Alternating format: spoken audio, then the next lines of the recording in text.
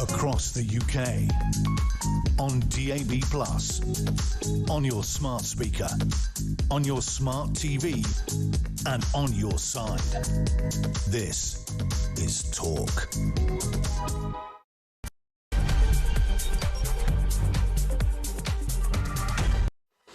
Good morning, I'm Kevin O'Sullivan in for Mike Graham on the Morning Glory Show all the way until 10 o'clock.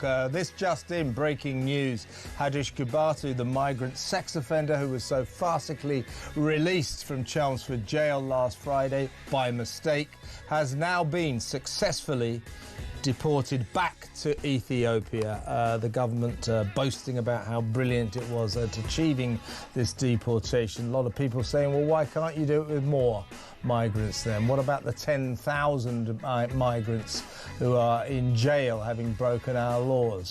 So that has just happened. But of course, also there is the shocking news of what happened last night in Uxbridge when a 49-year-old man walking his dog was brutally murdered.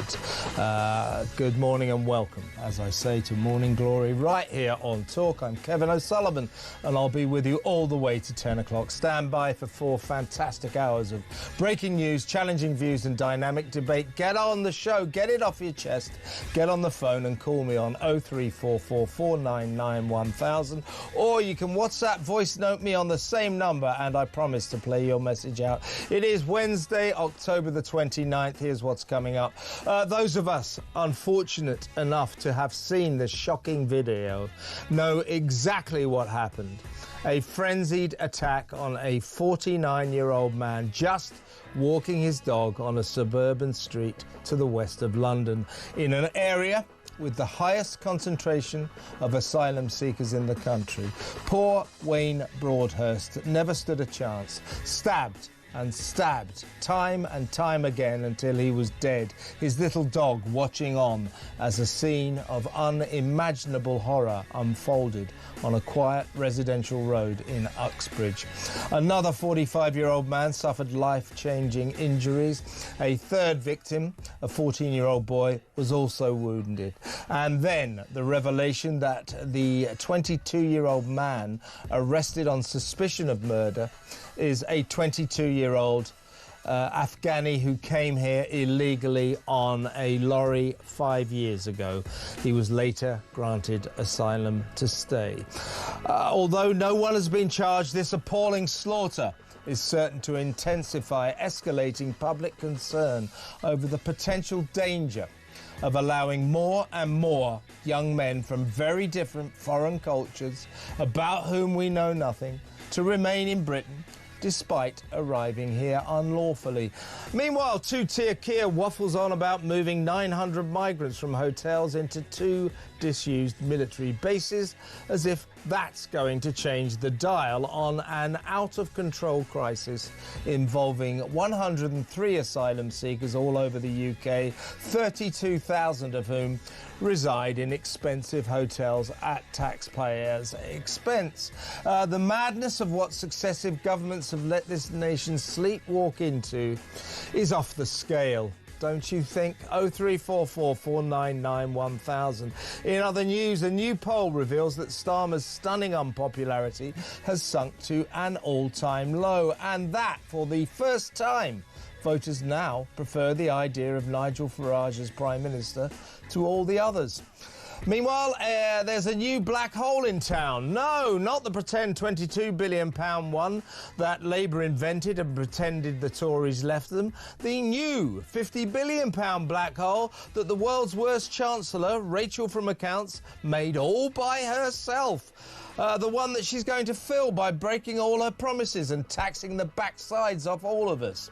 0344 499 1000. Look out for her budget next month in November. It won't be a pretty sight. You think it's Halloween coming up? You wait until the middle of November. It's going to be a horror show. Plus, not forgetting the 2 really big stories of the day. Meghan, Duchess of Sussex, flogging Christmas candles for $64 each. $64 for a candle. Good luck with that, Meg. And Magic Grandpa Jeremy Corbyn is set to spread his lack of talent into a whole new arena. pantomime. The old fool is actually going to star in a Wizard of Oslington. You know, he lives in Islington. A Wizard of Oslington panto called Wicked Witches. Oh, yes, he is.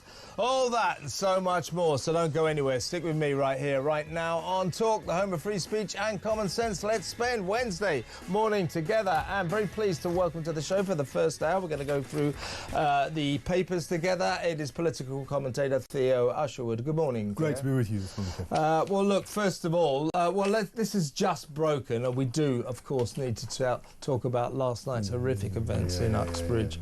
That will be, going forward, probably the biggest story of the day. But since this is just broken, let's talk about Hadish Gabatu, our friend from Epping. Not really our friend. By the way, if you're watching this footage that people keep playing of him going up some stairs, this was after he was released accidentally, mistakenly, from Chelmsford Prison last Friday. Well, what he's doing here, I know this from someone who knows the building. He's in Dalston Library. He's going upstairs to the children's section, which is kind of sinister. Anyway, the good thing is they finally caught him on Sunday morning at 8:30 a.m. Two concerned citizens, a couple of women, saw him waiting at a bus stop. He was immediately nabbed by the police, who congratulated themselves and said what a great job they'd done. No, you got a lucky phone call. Back in custody, the government said they were going to deport him post-haste with the utmost speed, and to be fair, we learned this morning, Theo, they have done so. He's been deported back to Ethiopia, and the Home Secretary Shabana Mahmood is tweeting how she pulled every lever to get this done. Well, you know, good. There's a couple of things I want to talk about with this. Is, first of all, what people say, as long as we got him out of the country, that's all that matters. Well, sort of, is it? I mean, if he goes to prison when he gets back to Ethiopia, then good. But if he gets off that plane and disappears into the ether for a nice free life in Ethiopia, no doubt to endanger poor Ethiopian women, because he's a prolific sex fiend. It doesn't seem to be able to pass a woman without groping them. Don't forget, his victims were a 14-year-old woman in Epping. And the other one was a poor woman who tried to help that girl. He rounded on her. He, of course, was the notorious asylum seeker staying at the now notorious Bell Hotel. Those attacks sparked and triggered all of the protests over the summer.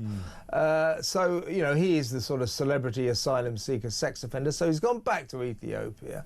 And whilst I think it's good that he's out of the country, if it's the case that he just gets off the plane, by the way, apparently we'll give him £2,000 like we do to all migrants that we deport. So he has £2,000 in his pocket.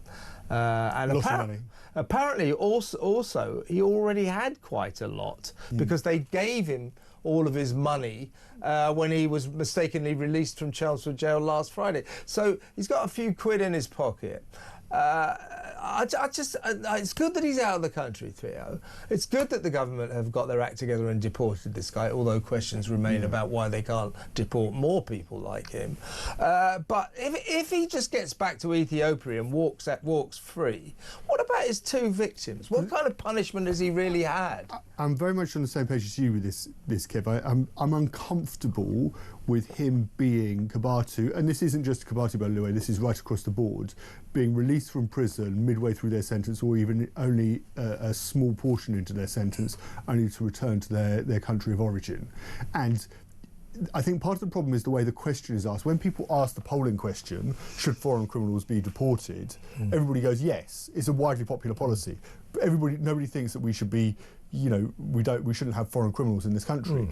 My view is that foreign criminals in this country should be deported once they've served the entirety of their sentence. I don't even think they should be allowed to. I think they should, you know, personally speaking, I think rather than being given a halfway sentence, I think Gabatu should have served the entirety of his sentence in prison, because it wouldn't be possible, given the fact that he's come to this country illegally, for him to reside in the community safely, and he'd serve the entirety of his prison sentence in prison, and then having done that, he should then be deported. But that's, you know, the government looks at the polling numbers, and the majority of the public think that foreign criminals should be deported, and therefore they deport foreign criminals. But I personally, I think the question when this is polled, I think it's the wrong question. There should be a distinction made to say foreign criminals should be deported at the end of their sentence, having justice served. Because to your point about the two victims, especially that 14, I mean, look, you can't even make a distinction, appalling crimes, right? But especially that 14-year-old schoolgirl who was sexually He's very assaulted. traumatised to this day, by the way. Completely. Yeah. You know,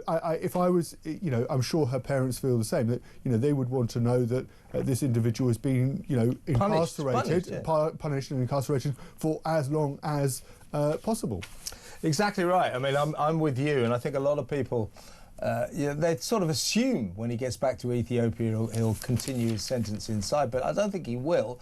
You know, I don't spend a lot of my time thinking about the welfare of Ethiopian women, but I am right now, because that guy is a fiend. He can't pass a woman without trying to attack them. So what about the poor Ethiopian women, but also mainly his victims back here?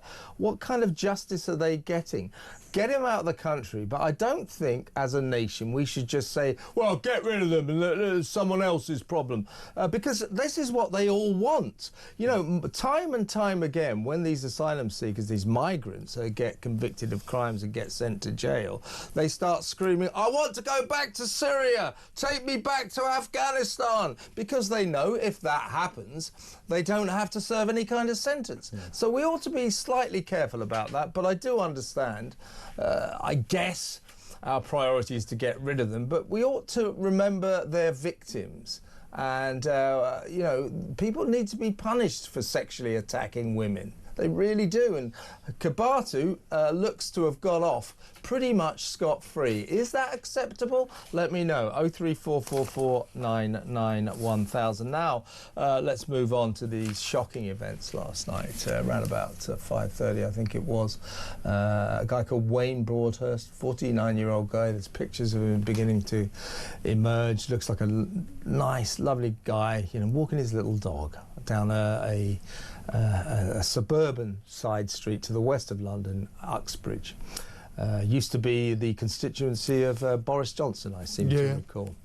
There it is, if you're watching, just a nice little street there. And there's a video out there. I don't recommend you look it, but you can see what, if you see it, you can see what happened.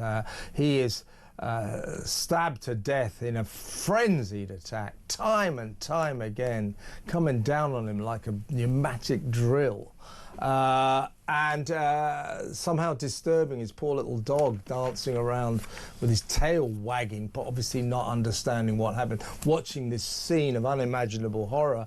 Clearly it's been caught on some kind of CCTV, probably a house security camera from across the street. Another guy, a 45-year-old guy, has been seriously wounded, life-changing injuries, and a 14-year-old boy has also been wounded, although we gather he will make a full recovery.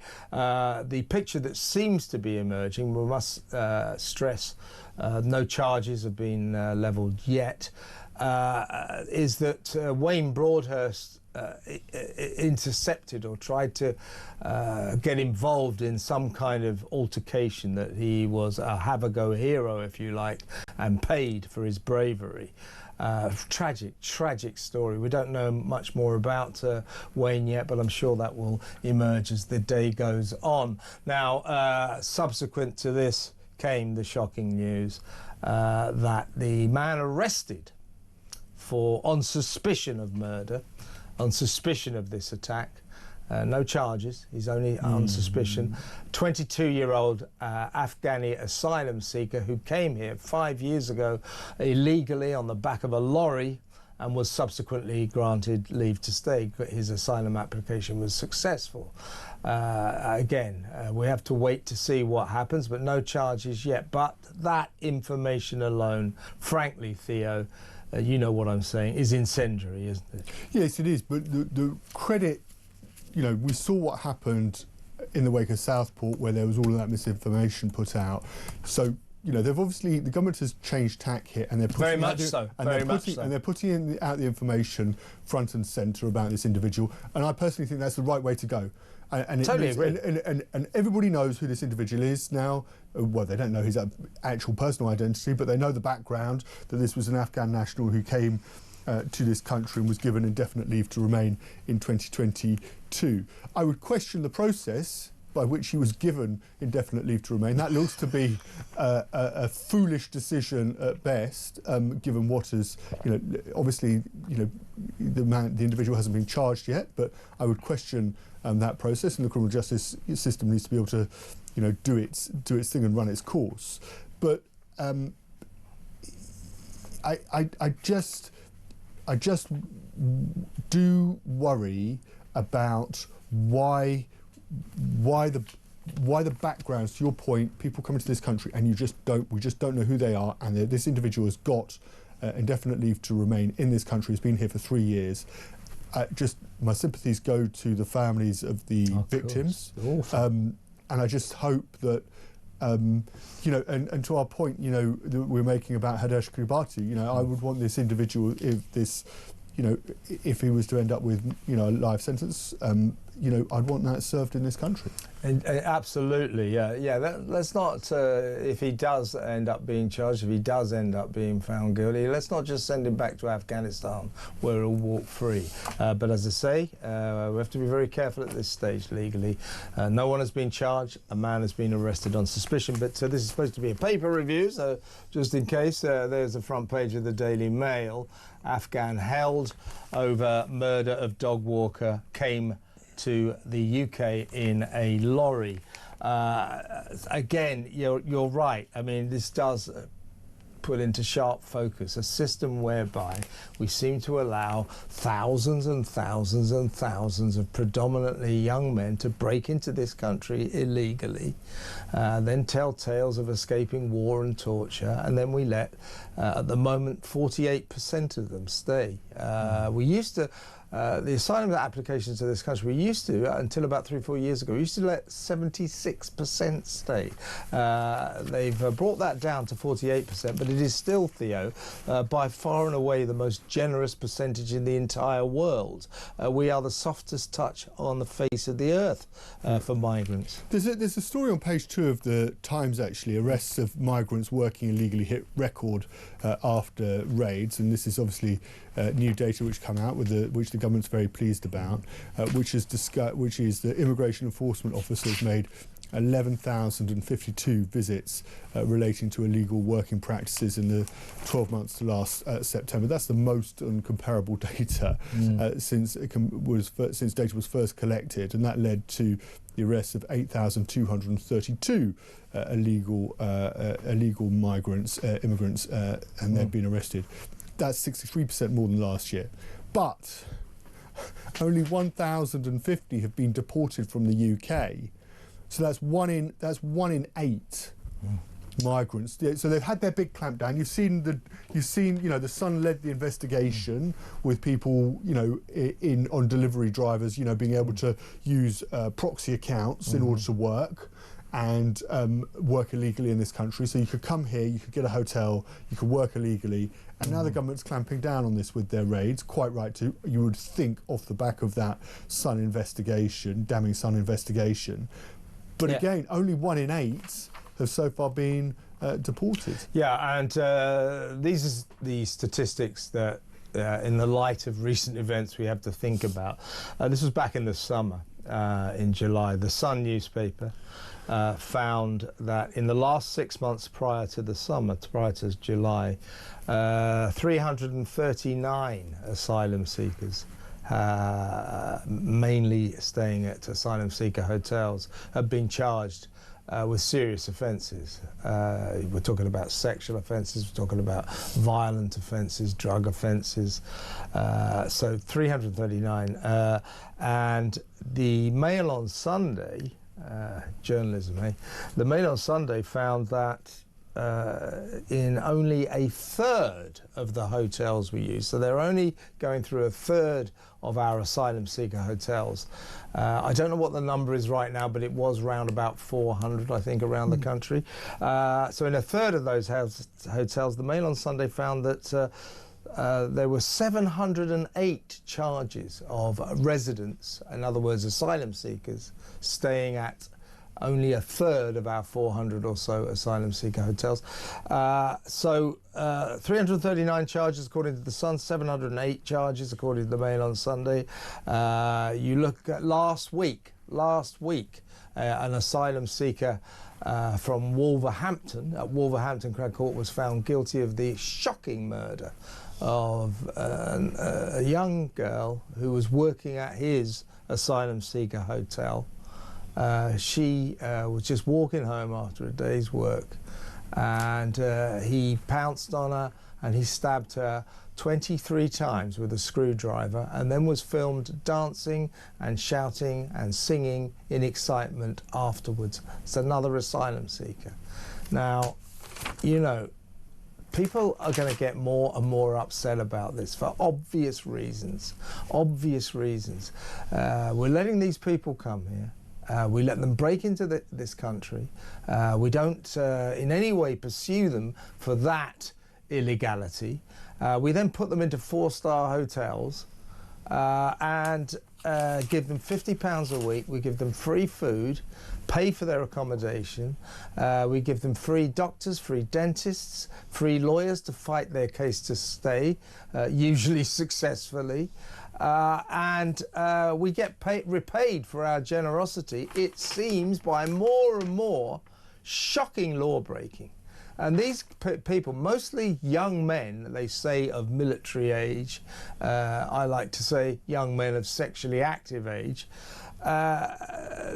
These, you have to remember, something like 76% of our migrant asylum seekers are young men. You have to remember they come from very, very different cultures, Theo. There was an asylum seeker from Afghanistan who came across on a small boat. This was a case about 3-4 months ago. He was immediately billeted to a hotel in Falkirk in Scotland, from which he almost instantly exited, hit the streets, found himself a 15-year-old local vulnerable girl, apparently, took her behind a local pub and violently raped her. He then went into court. He got 12 years. He was stunned by this, couldn't believe it. And his defence, though, this was his lawyer's defence. So you have to remember, he comes from Afghanistan. They have a very different culture there. They have a very different attitude to this rape thing than we do. So this is at the heart of the problem we have. We're letting in thousands and thousands and thousands of young men about whom we know nothing. They're undocumented. They chuck their passports and their criminal records into the English Channel on their way over. And they come from cultures, you know, where you're not even allowed to look at a woman's hands, let alone anything else. Women have to be totally covered. They get here, they find a culture where women, quite rightly, can wear exactly what they want, and it is a toxic cocktail, folks. It really is. Let's play a voice note, then we better go to break. Morning, Kev. Andy from Birmingham. Hope you're well, mate. Oh, I have seen this video of this poor guy being stabbed, and you know what'll happen today, don't you, in the Commons? I think it's PMQs today. It'll all be thoughts and prayers with his family and whatever. All swept under the carpet again until the next one. You know, what'll it be next time? Will it be a school or whatever? You know, just like the synagogue attack the other week, that's been swept under the carpet. Nothing from the Prime Minister as yet. He hasn't said anything. So, yeah, that's all we're going to have again. We're going to sweep it under the carpet. But I'll tell you what, we're working in South London and this place has changed like you would not believe in the last 5 years. It's actually scary. We went out last night just for a bite to eat, and you've just got to watch what you're doing. You look ahead and you got a load of young lads walking around with hoods up and everything. It's just all scary, but anyway, great show, mate. Well, Andy there from Birmingham talking about last night's stabbing in Uxbridge, and you know, in the city he's in, he's saying it's changing. We're just looking at pictures now of people gathering on the street where poor Wayne Broadhurst was stabbed to death last night. You know, Andy's right. I mean, there's just this feeling that this country is changing, and worse than that, we have a government that has no grip on this escalating crisis at all. They're doing nothing to stop these people coming across the channel. They're doing nothing to stop them basically going into these hotels all over the country. We'll talk in a little while about Keir Starmer's latest initiative, which is basically the equivalent of throwing a deck chair off the deck of the Titanic. The ship is sinking. And the government is doing nothing about it. We'll talk about that next. Stay tuned.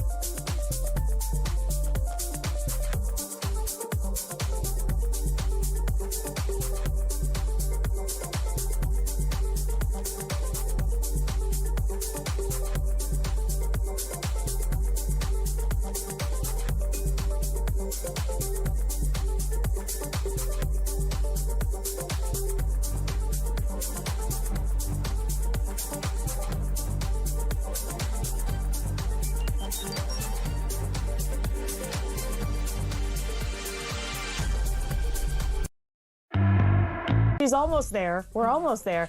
But it's so funny that she wants us to think about her royal history and her royal wedding when, remember, it was Sally Bedell Smith and Lady Elizabeth Anson. We had reports, thanks to Sally Bedell Smith, of how they terrorized the Queen around their wedding and how they isolated her and made her feel so excluded from the planning of their wedding. And then there were the famous stories around the time of their wedding. She hated the smell of St. George's Chapel.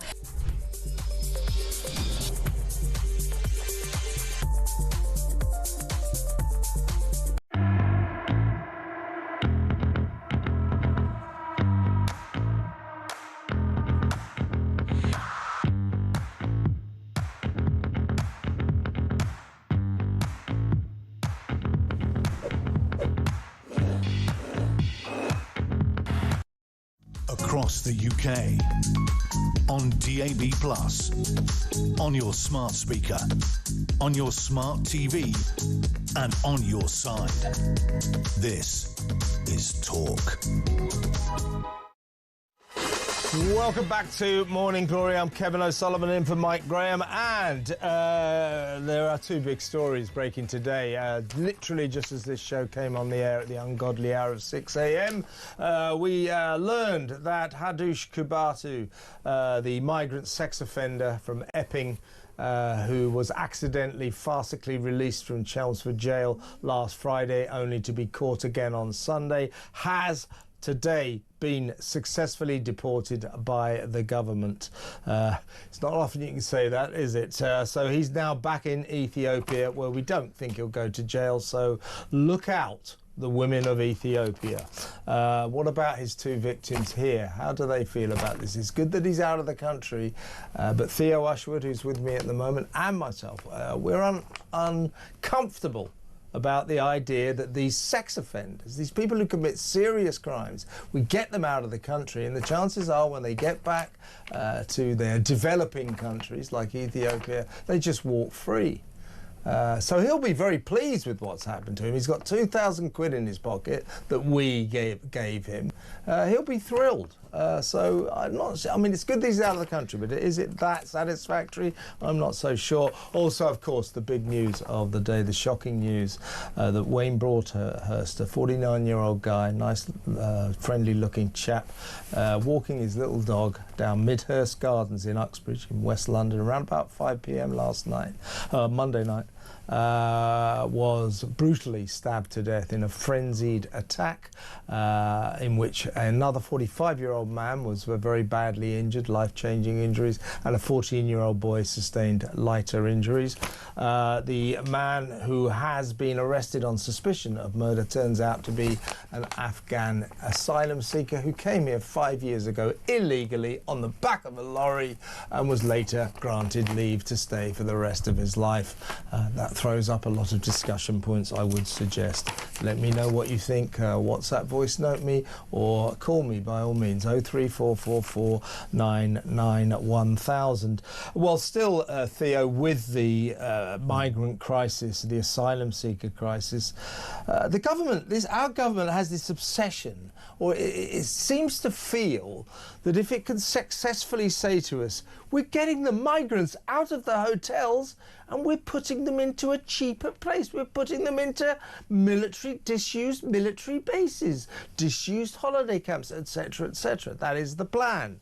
Well, okay, I mean, it's better than very expensive hotels which cost us an average of £143 per night per asylum seeker. That's 32,000 of them all over the country. It's better than that.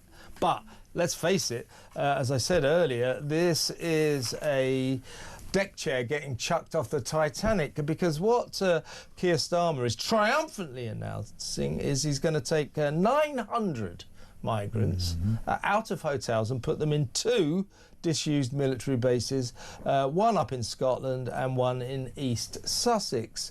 Well, here he is, the Prime Minister Starmer, crowing on about this triumph, which I don't think amounts to a hill of beans. But take it away too, Tia. And I've been bearing down on the teams to say where we can use military bases, we should be using military bases. Let's process those claims. It's a massive mess we were left by the last government. How long will that take, Prime Minister? Well, I'm hoping we can get some of the military bases in use by the end of this year.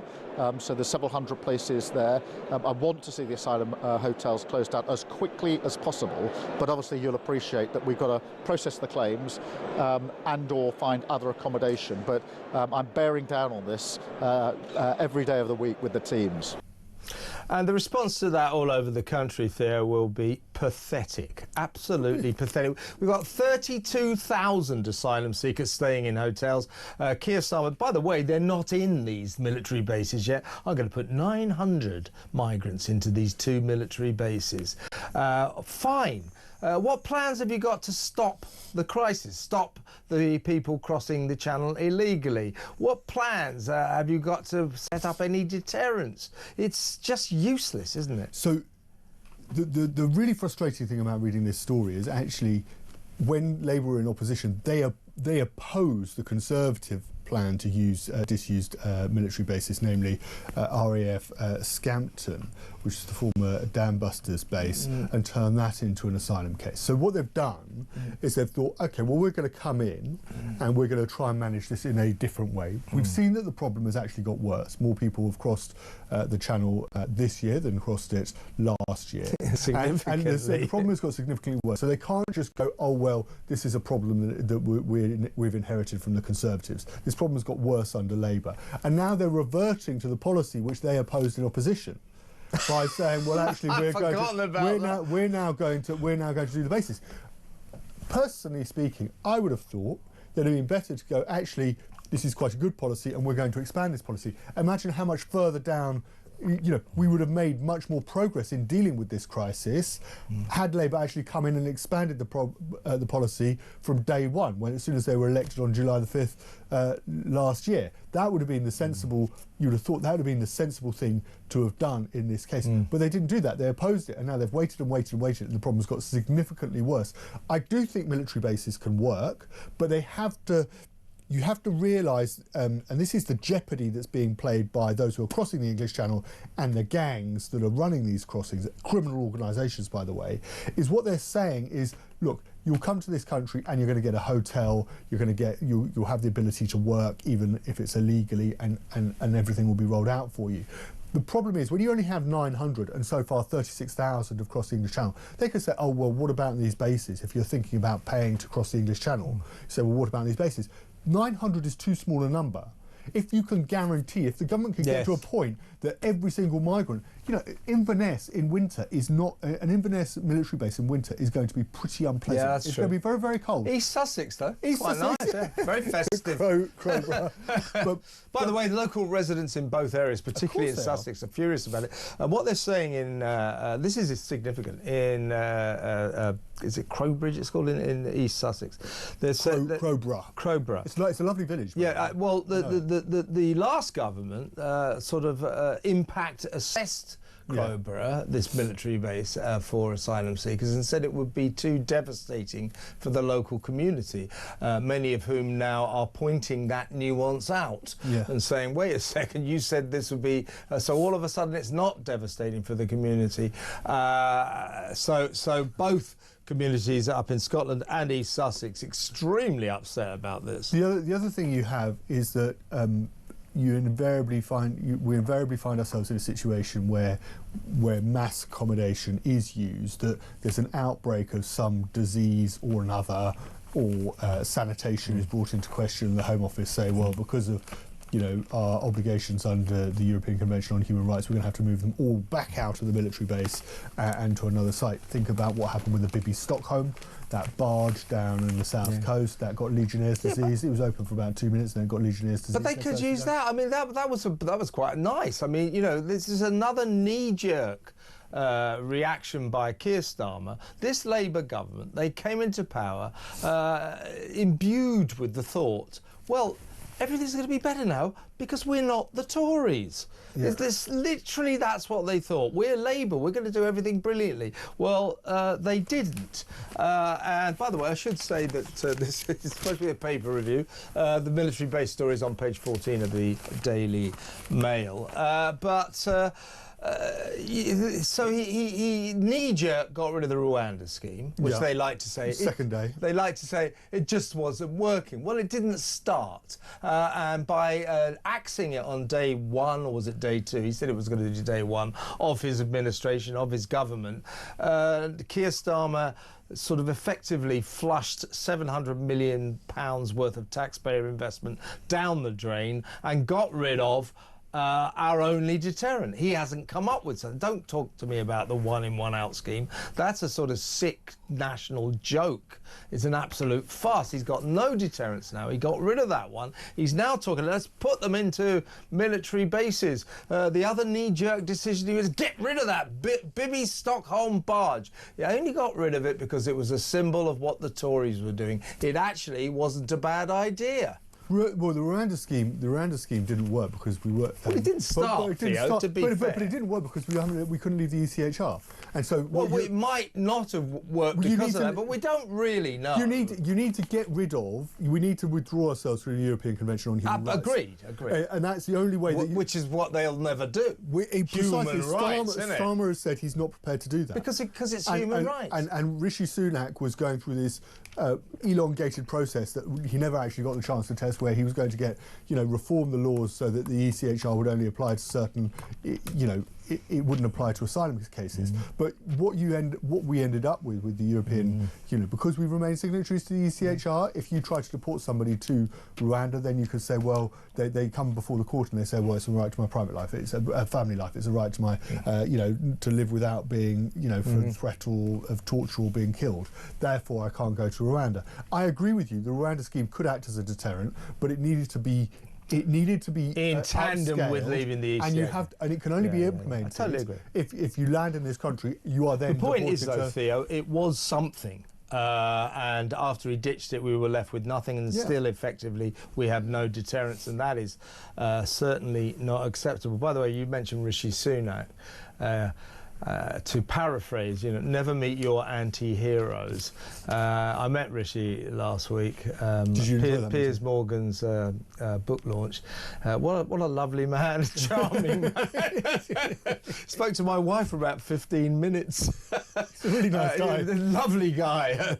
I'm going to say this. Sorry, Rishi, if you're watching. I know you're an early riser, but he was a lousy Prime Minister. But then again, all of our Prime Ministers for about 15 years have been absolutely lousy, but so no shame in that, Rish.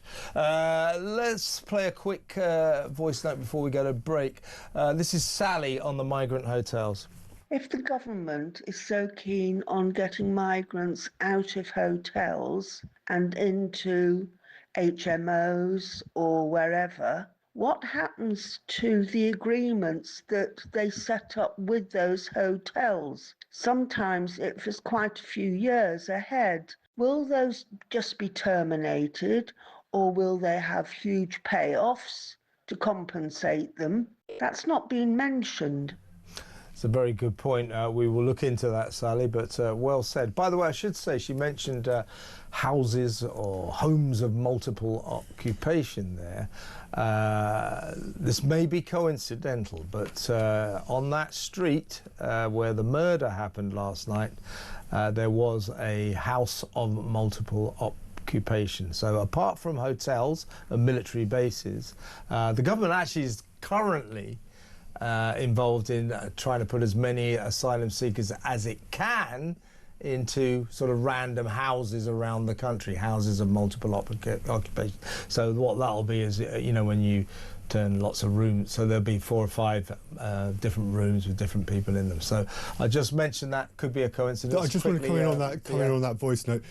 Interestingly, to the point about whether these companies get big payoffs, there are a number of break clauses in those Home Office contracts that come in next year, kick in next year. It'll be really interesting to see whether this, we're talking about asylum, camps, military camps being used. Do they actually expand the use of military camps? Can they do it in time so that they can implement those break clauses in the contracts and therefore not, cease the use of hotels? Yeah. By the way, I just said the murder happened last night. Of course, it was Monday night. But as I say, apparently there is a house of multiple occupation on the street where the murder happened. That may be coincidental, but it's worth mentioning. Now, let's go to break. More stories when we come back.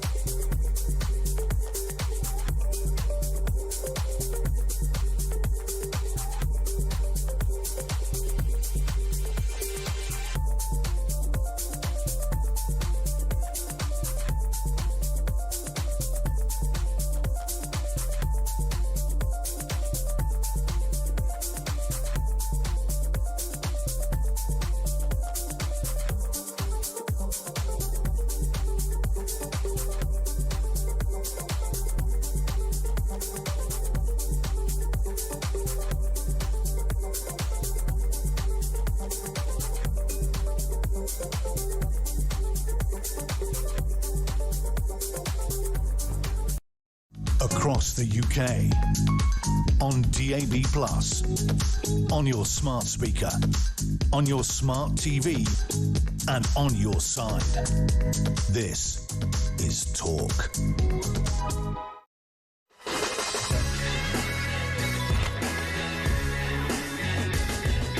Welcome back. Let's talk about, well, I'm with Theo Ashwood, political commentator. So, Theo, we better do a political story. Blow for Starmer. This is on the Mail, page 2. Blow for Starmer. Farage, top choice for PM, says major poll. Now, what's significant about this is that Starmer's popularity has sunk to an all-time low. We're kind of used to that. Yeah. Labour now, I think, only 2 points ahead of the Green Party, which is pretty shocking. I hate to admit it, but David Paulden, Zach Polanski, the leader of the Green Party, is doing quite a good job. He's a good talker. I mean, I can't stand anything he ever says, but he's a good performer on the media, so he's doing a good job nipping at Labour's heels. But the significant thing about this poll, Theo, is that for the first time, Farage is preferred as the next Prime Minister to all the other candidates. It's hugely significant because what you have to realise when you're doing a survey to find out who do people prefer to be Prime Minister, the incumbent Prime Minister has an inherent advantage because you see them being Prime Minister every day, and so you think, well, because they're doing the job, they must be good at the job, or they have the ability to do the job. So incumbency is 9 points in the law in exactly, politics. Exactly. If you're the incumbent, you have an inherent advantage. So if you are somebody like Nigel Farage, especially if you're like somebody like Nigel Farage, who's always been the disruptor, who has always been on the outside of British politics, looking in at British politics, he's not part of, he's always pitched himself as not being part of the Westminster SW1 bubble. And suddenly the British public are looking at you and saying, I think you are the best person to be Prime Minister. That's a huge watershed moment for Nigel Farage, this poll. I mean, it's been lost with other various things that have been going on, but and it's on page 2 of a newspaper, which is obviously not always the most significant page. But I don't think you can underscore how important this is. And Reform now up at 27 points, Labour down at 17. It's going to take a seismic event for Nigel Farage not to become Prime Minister right now. You think so? Yeah. I mean, there's such a momentum behind Reform now, and you hate to say it, but the truth is that the migrant crisis, we now know, people always say, politicians in Westminster until recently always love to say, oh, forget the migrant crisis, it's the economy, stupid, it's the economy. That always was the primary factor in what decided the electorate's mind. But we now know that the main issue concerning the electorate in Britain now is the migrant crisis, and we have a government that has clearly lost complete control, and Farage offers a very firm alternative, and people are gathering around that. Yeah, but Farage has also done this. He's pulled off this trick, and it's not that difficult to do, but he's brought the migrant crisis and the economy together because he's talking about fairness. You hear this repeatedly, and you heard it, say, in the Runcorn and Helsby by-election.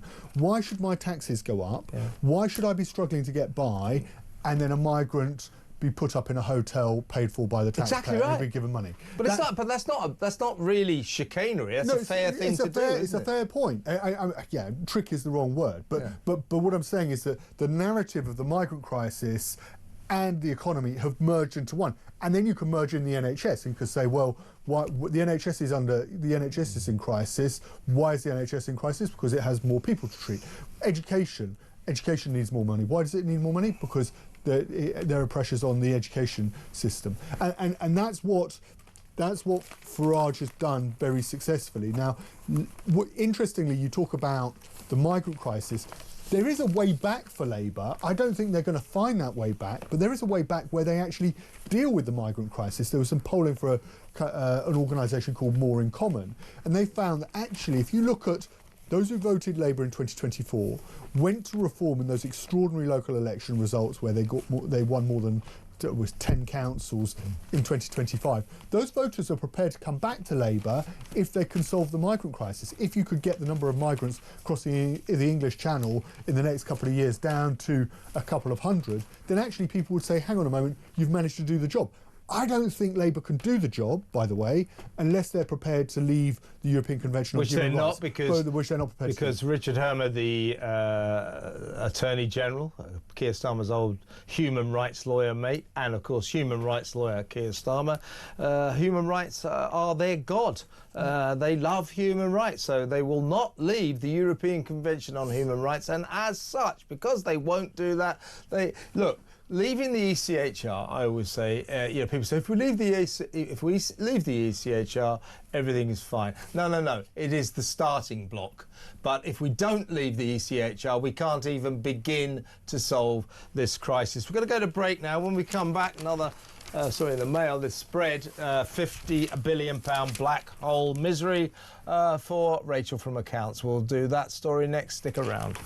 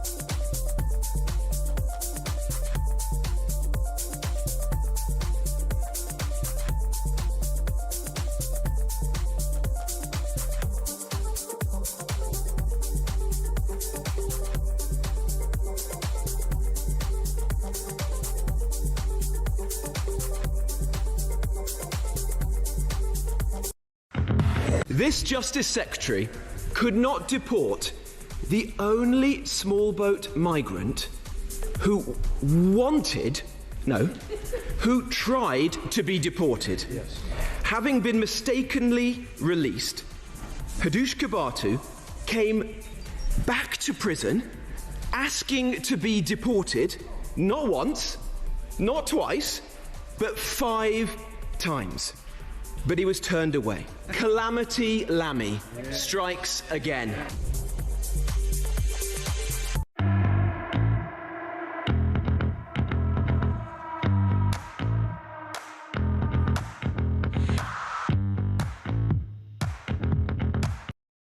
Across the UK, on DAB+, on your smart speaker, on your smart TV, and on your side. This is Talk. Welcome back. Still with political commentator Theo Usher. We're going through the papers. Lots to talk about. Only a couple more minutes. 2 more political stories.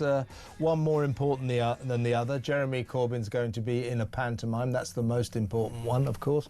But across 6 and 7, pages 6 and 7 in the Mail, £50 billion black hole misery for Rachel Reeves. Now, the Financial Times proved that when she came, or when the Labour government came into power, going on. Oh, the Tories have left us with a £22 billion black hole in the nation's finances. The Financial Times proved that it didn't exist. They couldn't find it. So they made that up. They pretended they'd been left with a £22 billion black hole. It didn't exist. Now there's a real black hole. It's 50 billion, and it's Rachel Reeves. She made that all on her own, didn't she? Yeah, and it started off with at around 20 to 30 billion, and it's now been upgraded to 50 billion. And of course, that's because the productivity is falling and faster than expected. And of course, that even a 0.1% equates to an extra £7 billion that Rachel Reeves has got to find. She's not prepared to cut welfare spending, so therefore it's going to fall on. She's not allowed to. Well, her Labour MPs won't let her. So she's not, and she won't be able to take them on. So it's going to have to. She's going to have to come forward. And to fill that black hole, folks, we're going to pay for it. She's going to break all of her promises and tax the backsides of us. Yeah. So it's going to be a very dark month next month, and it'll be terrible for her, terrible for Starmer. Starmer will be gone after the next local elections, is the consensus, and I couldn't agree more. Well, now let's talk about the big one, Theo. Yeah. Jeremy Corbyn, old Magic Grandpa, is going to appear in a pantomime, Christmas pantomime, at the Pleasance Theatre, I think, in Islington. It's going to be called The Wizard of Oslington.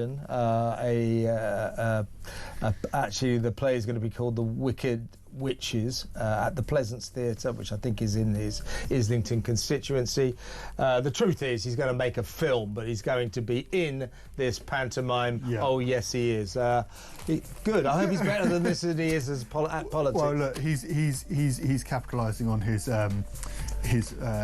standing in the local community of Islington, and I think Keir Starmer will be hoping that he decides to make that his sort of permanent career. Can't wait. Thank you. Nigel Evans next. Thank you to Theo. Thank you very much. See you in a minute.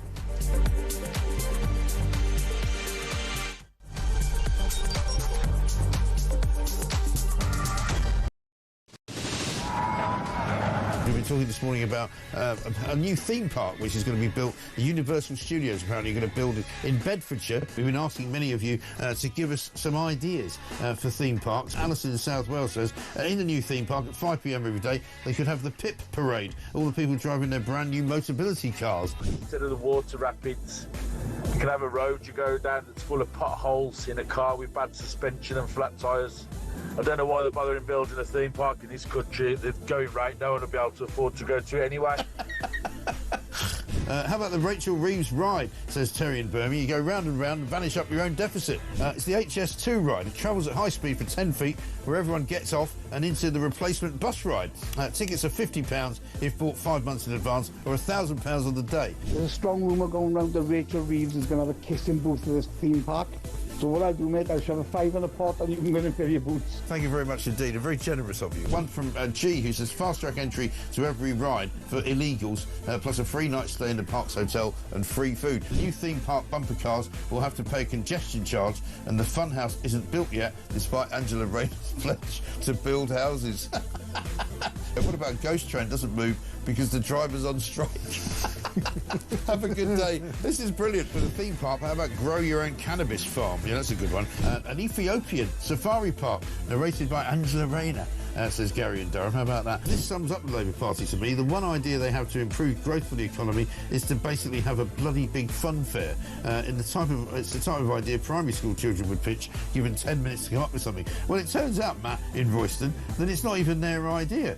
But they're now trying to claim it's their idea, even though it was actually the Tories. They have done brilliantly on breakfast, but you know on Drive you've done brilliantly as well. Downhill slide rides surrounded by ULEZ cameras so that people are fined on exit. Love it. You could have a Birmingham-themed Whack the Rat stall. If you whack the rat, you can have your bin emptied for free. On the Labour theme park, a house of mirrors where they're all boarded up because they can't bear to look themselves in the eye. I've got a great one for you, mate. This is for the... Across the UK, on DAB+, on your smart speaker, on your smart TV, and on your side. This is Talk.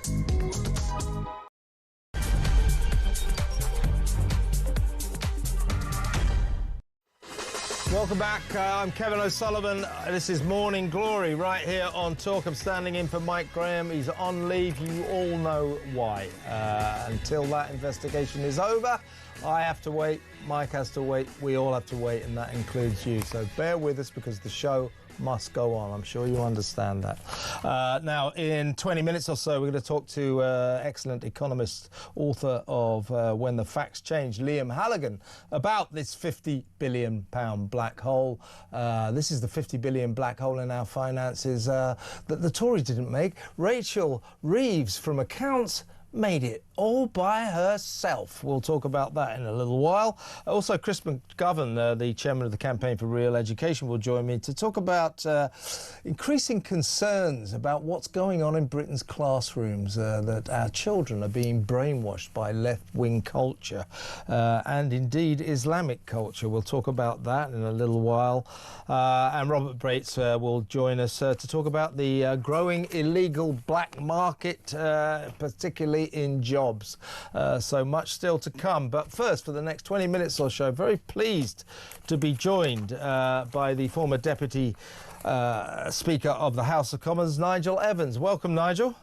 Morning. How are you, Kevin? I'm good. I'm good. Well, look, first of all, I'm afraid we have to talk about this shocking event that happened on Monday night in Uxbridge to the west of London, which happens, by the way, Nigel, to be the area of Britain with the most intense asylum seeker population per capita in the entire country. Now, this was a 49-year-old man, a guy called Wayne Broadhurst, doing nothing more than taking his little dog for a walk. 5 p.m. Monday night, he became the victim of a frenzied attack, which unfortunately, including me, some people have seen on a video posted online. It is a shocking thing to see. Now, Wayne Broadhurst, 49-year-old dog walker, knifed to death, frenzied, stabbing time and time again. Also, a 45-year-old man left with life-changing injuries, and a 14-year-old boy badly wounded but will apparently recovered. Thank God for that small mercy. But the shocking element that did subsequently emerge last night was that a man had been arrested on suspicion of the murder, and that he was is a 22-year-old Afghani asylum seeker who came here 5 years ago illegally on the back of a lorry, was subsequently granted leave to stay. Now, must stress, no charges yet.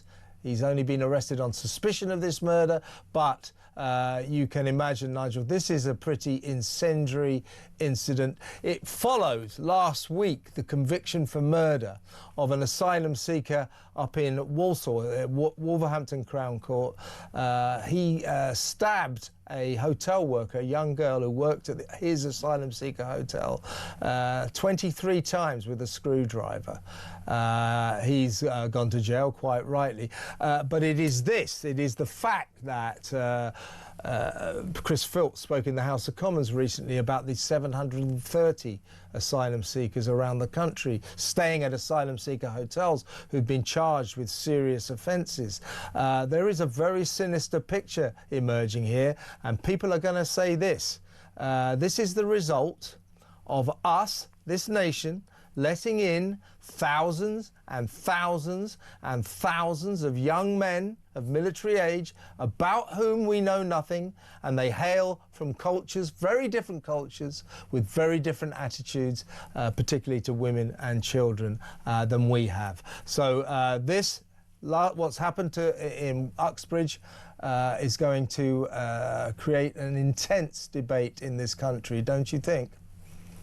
Well, the debate's already going on, Kevin, and has been for some years. The fact is that you've just shown a figure of over 60,000 people have entered the United Kingdom illegally since Keir Starmer came to power. It was the reason why Rishi Sunak went down to one of the biggest defeats we've ever seen in British electoral history. Quite frankly, the government has failed to get control or a grip on the floods of people that are coming in to the United Kingdom illegally. And we see all sorts of figures about how many people are being now arrested who are the new figures coming up from the Home Office today to say that 8,000 people have been arrested, and yet very few of them end up being deported. And this is the real problem. I want to congratulate the police, by the way, on the way that they behaved so quickly in apprehending this man in the way that they did. They ended up having to taser him. But I'm afraid only after he had murdered one person and, as you say, had stabbed at least 2 other people. It is absolutely appalling. And this is happening on the streets of our country, and it only happened last Monday. I mean, it's quite appalling, and we need to see urgent action to stop the boats. Yeah, I'm going to be talking to a couple of women who hail from very close to Uxbridge later on in the show. They live in the Hillingdon area. It is the borough of Hillingdon that takes the brunt of asylum seekers. They have more than anywhere else in the country, and this is essentially very close to where this is happening.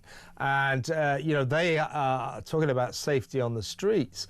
They have schools in their area where asylum seekers come every day and mill around outside, making the children feel very uncomfortable. Now, these scenes, Nigel, are unfolding all over the country every single day. We are beginning, more than beginning, we are suffering the effects of this crazed migrant policy that's been going on, all respect to you, but, you know, for 14 years of Tory government, now a year and a half of a Labour government. It's been going on for 15, 16 years. Successive governments have allowed this crisis to rise and rise and rise. It is now clearly out of control, and it is posing a threat to the safety of people on the streets. That's not acceptable. Yeah, that's right. And looking at the pictures that you're showing there from Uxbridge on the 29th of October, you're seeing concerned residents who are really worried about the safety of their own children and the safety of themselves. As you say, a 49-year-old man murdered, 45-year-old man who's now got life-changing conditions due to this man going on a frenzy. These are not racists. These are people who want to see action to make sure that their communities are safe. And shoving a huge number of these illegal migrants into hotels or even into houses of multiple occupancy is not the answer. We need to see swift action taken to ensure that the boats are stopped. And the clear thing is, Kevin, and I've said this time and time again, is that if you enter the United Kingdom illegally on a small boat, that should be the crime. And the punishment should be that you will be deported within days and you will be banned from ever entering the United Kingdom again legally. Now, we already know one person under the ridiculous one-in, one-out scheme has already returned back to the United Kingdom. We've already got, reading in the papers today, that a couple of others that were deported have said that they see it as a bit of a game and they're going to try and get back in the UK. So what's happening now is just simply not the answer. When they are detected, they need to be DNA tested, they need fingerprints photographed, and they need to be deported quickly. All this government did was do away with the Rwanda scheme before it was properly introduced. What has happened in the United States? Trump has got Rwanda multiplied by 10. He's got a number of countries whereby those countries are taking illegal immigrants into the United States, and it's working. The number of people entering the United States of America is now dropped dramatically. You've got to break the model that is being used to bring the people in. Instead of basically doing nothing. Otherwise, the figures are just going to increase again and again and again. And it's on average about 1,000 illegal immigrants coming into the United Kingdom every week. Listen, I've got to stress, the vast majority of these people are not going to go out and commit crime. Yeah, well, it's worth pointing that out. Yeah, I agree with that. But what you've got to do, what Donald Trump has shown in terms of dealing with their migrant crisis, it was estimated that during Joe Biden's presidency, as many as 10 million illegal migrants were coming over the southern border every year. The official figure, I think, was about 3 million, but they think it was many more than that. What Donald Trump has done, effectively, is just shown resolve. They did the same in Australia. They just said no more. What we're going to do is, if you come here on an illegal boat, if you try to break in our country illegally, you will not be allowed to stay. Simple as that. What we do here, as you alluded to there, Nigel, is we've taken the political decision to say that the fact that these people all break our laws by breaking into our country illegally, we shelve that and say, well, because they've claimed asylum, they become legal. That's a political decision. It is not legal, and we need to change that decision. You're absolutely right. And of course, while Australia shows resolve, Donald Trump is showing resolve, what does our government do? It worries about the human rights of these migrants, and will continue to. We will not leave the European Convention on Human Rights because there is only one thing that Keir Starmer loves more than his wife, and that is human rights. So does his mate, Richard Hermer, the Attorney General. We are stuck in a swirling mass of human rights insanity, and as such we'll never solve this migrant crisis until we get a different government which is prepared to show resolve, right? Yeah, and in the meantime, we'll probably see another 150 to 200,000 illegals coming into the United Kingdom over that period of time. Yeah, Australia, you've got to remember, they chose an island to the north of Australia called Nauru. And they made sure that any boats coming into Australia, that the people were processed on that island. They clearly don't have to put up with the European Convention of Human Rights in Australia. It was a Labour government in Australia that introduced that. Tony Abbott, wasn't it? Yeah, so, no, it wasn't Tony Abbott. It was before Tony Abbott. Oh, it was, wasn't it? Yeah, sorry. It may have been Kim Beazley, but the reality is they were very strong and it stopped the boats. And we've got to do exactly the same. America has proven it. So we've got to get back talking to Rwanda. Let's talk to a number of other countries.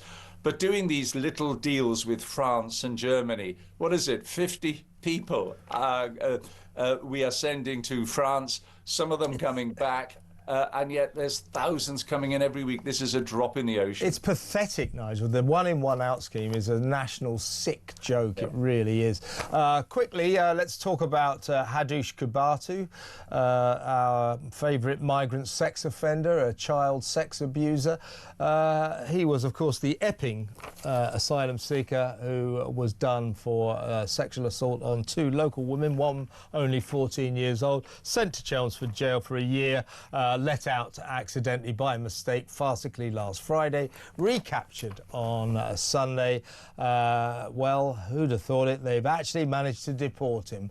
Shabana Mahmood, the Home Secretary, boasting today about how she pulled every lever to get him out of the country and back to Ethiopia. So I suppose that is a good story, but I think people will say, well, hang on, if you could do it so efficiently, so quickly, for this one guy, if you like, this celebrity asylum seeker sex offender, why can't you do it for all the others? Why can't you do it for all the other asylum seekers who are in jail, who broke our laws? You know, well done, Shabana, but I think, you know, it's essentially, isn't it, one down, about 50,000 to go. Yeah, he is, as you say, a trophy for this government, and they'll play it very big, I'm sure, today in Prime Minister's questions later on at Westminster. But the bleeding reality was that he was released mistakenly. And I've read in the papers that there are several others that have also been released at the same time. So it's not just him. There are others there as well. And yeah, the fact is that he has now eventually been sent back to Ethiopia, which is where he should have been sent ages ago, instead of probably a huge cost to the British taxpayer in trying to track this man down. The other thing which begs the question, and David Lammy no doubt will be preening himself today in front of as many cameras as he possibly can, but I keep reading how many people in the Home Office are earning eye-watering salaries, including bonuses, which are the equivalent of what the average salary is for most people in the United Kingdom, for basically failing in doing their jobs. They shouldn't be earning this money in the first place at the level that they are. A lot of them are earning way more than Yvette Cooper. So it's bonkers, and yet it is rewarding failure time and time again. And if Rachel Reeves is looking where she can save some money, then she should start to look at how many civil servants are earning over £165,000, which is roughly what the Prime Minister... Disgusting, Nigel. It's disgusting. It's disgusting. Just quickly read Shabana Mahmood's tweet. I have pulled every lever to deport Mr Kobatu and remove him off British soil. I think she means from British soil, but never mind. I am pleased to confirm this vile Czech child sex offender has been deported. Our streets are safer because of it. If you come to this country and commit crimes, we will remove you. No, you won't, Shabana. No, you won't. That's not true. We have millions, or not millions, that's an exaggeration. We have probably thousands, certainly hundreds of asylum seekers who break our laws, go to jail, and we do not deport them. So that isn't true. Before you go quickly, I must just get you on this, Nigel, moving on as it were. Ed Miliband, crazy Ed Miliband, our mad net zero secretary, has finally admitted that wind power, the wind power that he's so in love with, has turned out to be rather less reliable than he expected. How much longer do you think we're going to have to put up with this man's climate change insanity, which is in danger of completely wrecking this country's economy? He's off to Brazil next month with Keir Starmer and 450 other British delegates, flying 9,000 miles, destroying the planet by carbon emissions, to talk about saving the planet when they get to Brazil. The hypocrisy is off the scale. But this guy, Miliband, he's a danger to this country. If the Labour government are wondering why it is that looking at today's opinion polls, which show them now just 1 point ahead, that's the Labour Party, 1 point ahead of the Greens, well behind reform, they need look no further than Ed Miliband for one of the reasons why this is happening. And we all know that they're hugely expensive, these wind turbines, in the first place. Also, if it is too windy, they have to switch them off, but still pay people for not producing the energy so that they're being subsidised, and it's costing billions. It is absolutely insane, and this government has been absolutely focused on increasing the amount of renewables when they should have been looking at a far wider range of policies as far as energy is concerned. And my goodness me, aren't we sitting on huge reserves of oil in this country, which they turned their back on at the same time as importing it from other countries? It's absolutely bonkers. Not forgetting, Nigel, totally bonkers. Not forgetting, we're sitting on Europe's, one of the world's largest reserves of shale gas, which we could frack up when Barack Obama, of all people, allowed America to drill for shale gas, to frack. It provided America with something like 125 years worth of very cheap energy. Although we've got 50 years worth, apparently, underneath Lincolnshire alone, we're not allowed to drill for that for ecological reasons, and because apparently it will cause earthquakes on the Blackpool Prom, which it won't. We are trapped in a swirling mass of Ed Miliband's madness, and it's very dangerous. Yeah, well, the insane energy policy of the government means that British industry is way less competitive than other industries throughout the world. We are in a global economy. We have to compete with other industries, with other countries. And the fact is that in the United Kingdom, we now have some of the highest energy prices in the world. And it's all due to this government's policy of focusing on renewables, which have finally, it's entered the brain of Ed Miliband that they're not as efficient and effective as he originally told all of us. You say the brain of Ed Miliband. I mean, do you have any evidence that he's actually got one? I'm going to give him the benefit of the doubt, Kevin. All right. Well, let's be kind to Ed for just once in our lives. Nigel, fantastic to talk to you. Thank you very much for your time. Nigel Evans there, former Deputy Speaker of the House of Commons, talking a whole lot of sense, if you ask me. Let's play a quick voice note, shall we? This is Sean on the Uxbridge murder. Morning, Kev. Sean from Grimsby. I just want to say best in peace to that poor old fella who was murdered walking his dog. Absolutely shocking. All these politicians are complicit in this poor fella's death. And the left tells us, oh yeah, but stuff like this never happens. Well, it does. It's happening almost every other day now. There's either rape or murder we all read about. And something's going to have to change, mate. Something's going to have to give. Great show, mate. I think Sean's right. Something is going. We are. It feels like we're on the precipice of something.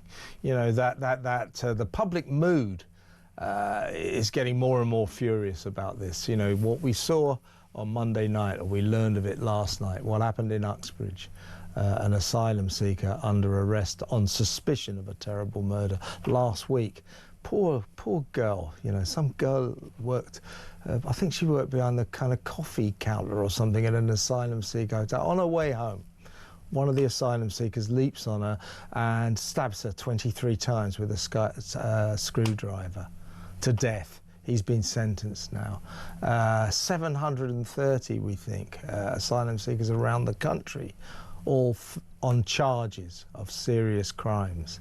You know, Sean's right, something has got to give here. And, you know, us moaning about, oh, well, these foreigners keep coming across the channel illegally, you know, this country's full, Yeah. But the reality of this is beginning to dawn on us, isn't it? There is a palpable sense of danger on our streets, especially around where asylum seeker hotels are. You know, this is not racism, folks. This is a fact. This is a reality. And when you see these people demonstrating about the asylum seekers in their area, they're not racists. They're worried about their wives, their husbands, their kids. You know, this is the reality. And we have a government that doesn't even seem to begin to understand the gravity of this situation. When we come back, we'll talk to Liam Halligan about another disaster in this country, the economy. That next, stay tuned.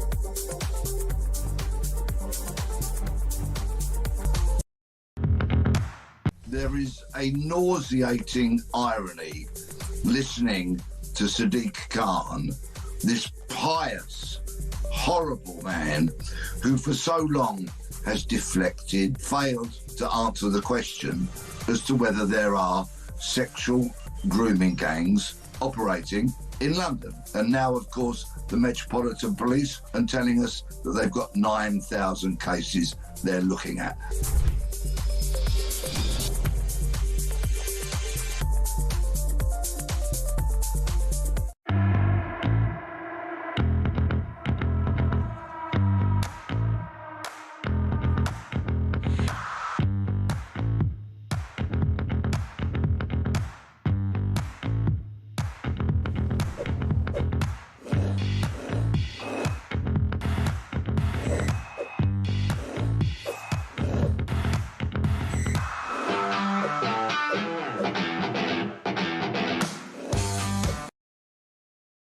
Across the UK, on DAB+, on your smart speaker, on your smart TV, and on your side.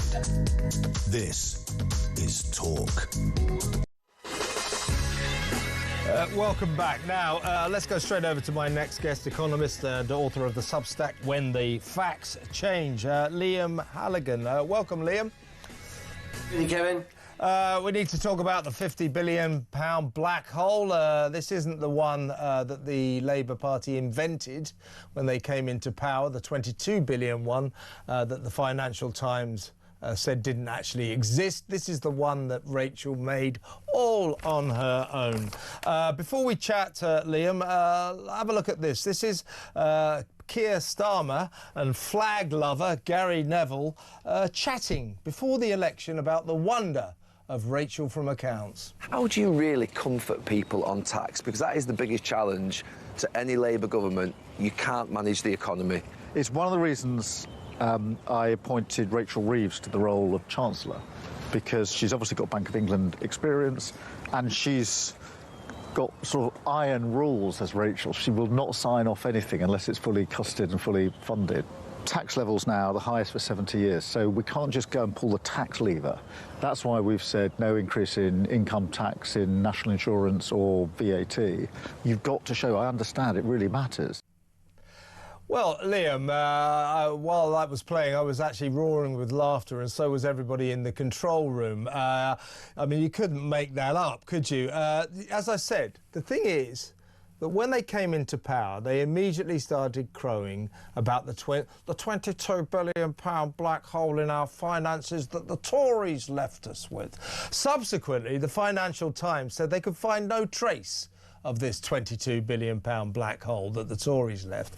But what is a reality right now is the £50 billion black hole that we've got that Rachel from Accounts made all on her own. And in order to fill that hole, she's going to have to break all of her promises and tax the backsides of us next month in her budget from hell. Am I right?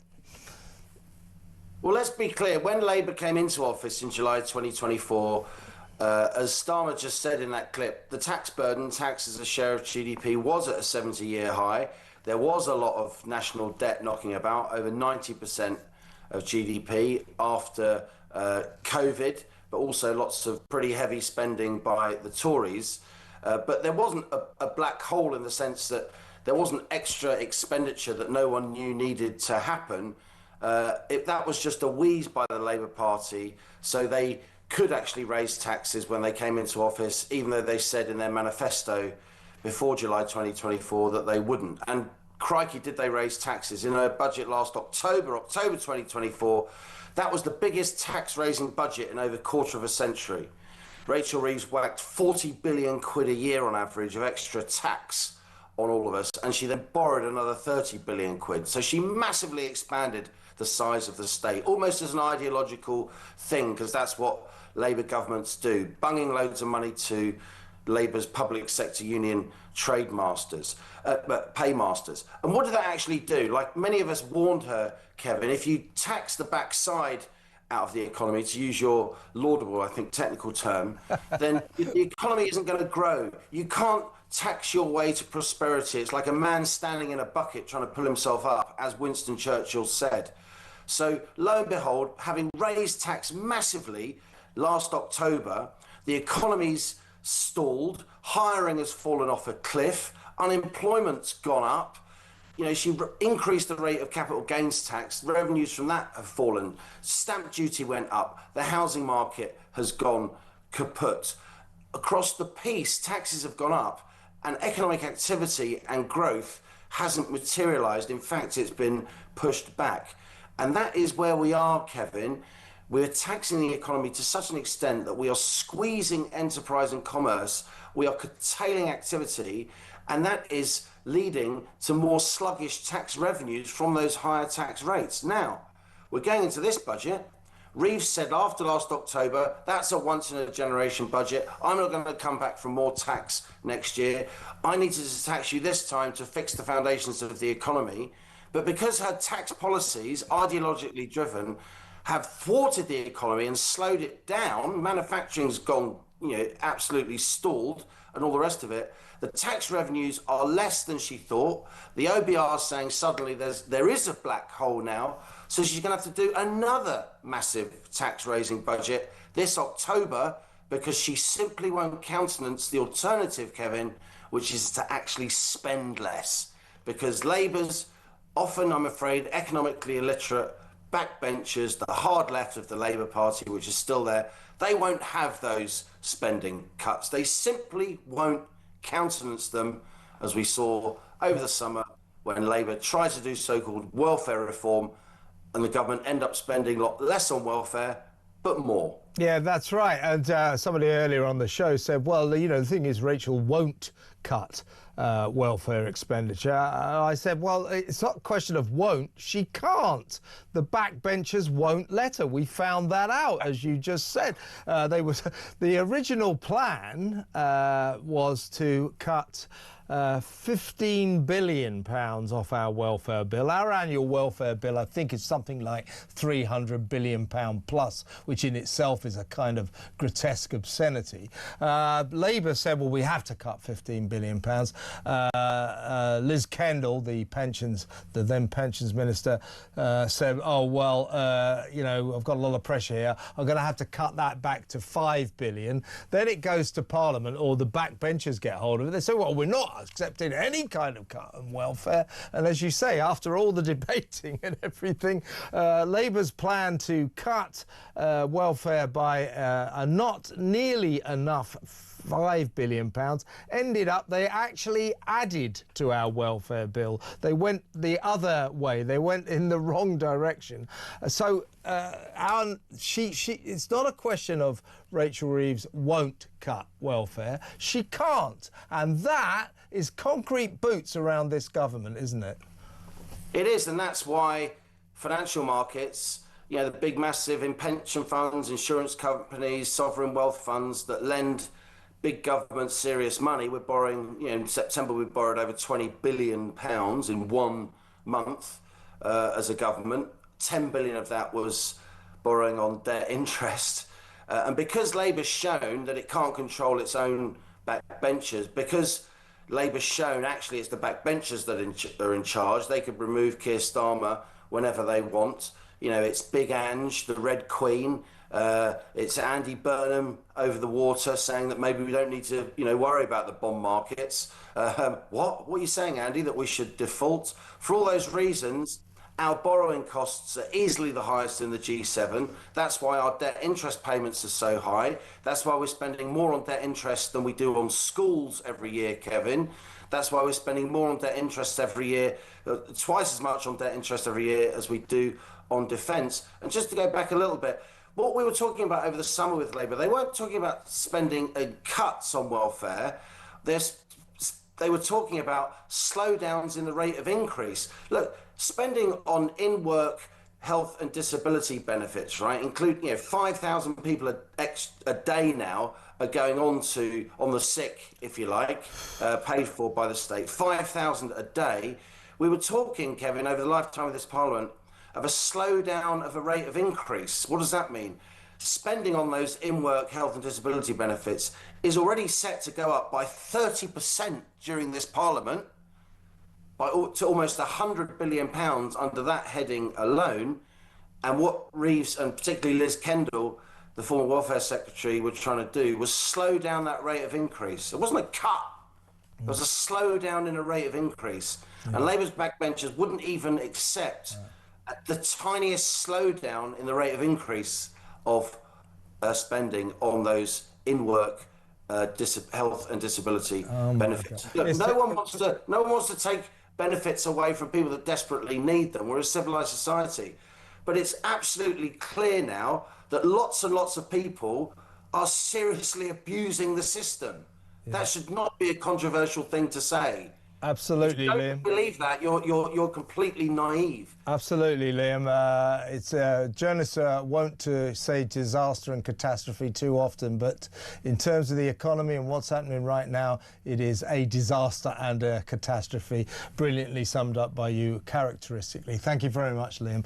Liam Halligan, the brilliant economist there. Now, just before we go to break, well, here's Rachel Reeves making her solemn promise not to come back to us after her last budget from hell. She said, I won't come back to you for more tax. Here she is. This is a once-in-a-parliament budget. I'm not coming back with more borrowing or more taxes. But we don't need to come back for more. We're not going to have to come back and ever do a budget like this again. So never again will I have to do a budget like I did in October. There is no need to come back with another budget like this. We'll never need to do that again. 5 minutes later. There are tax rises coming down the track. Yeah, but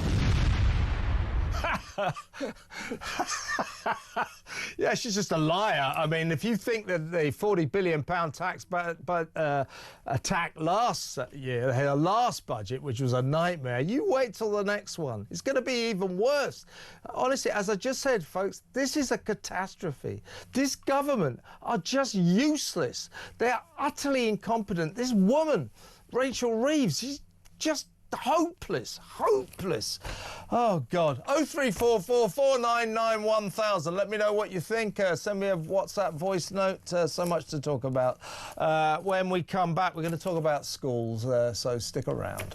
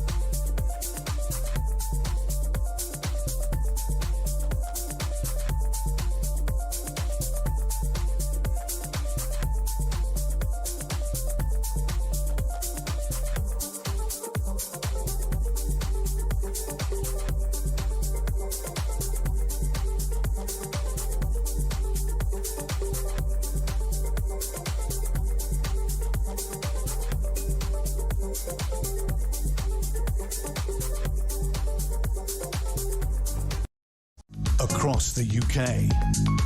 On DAB+, on your smart speaker, on your smart TV, and on your side. This is Talk.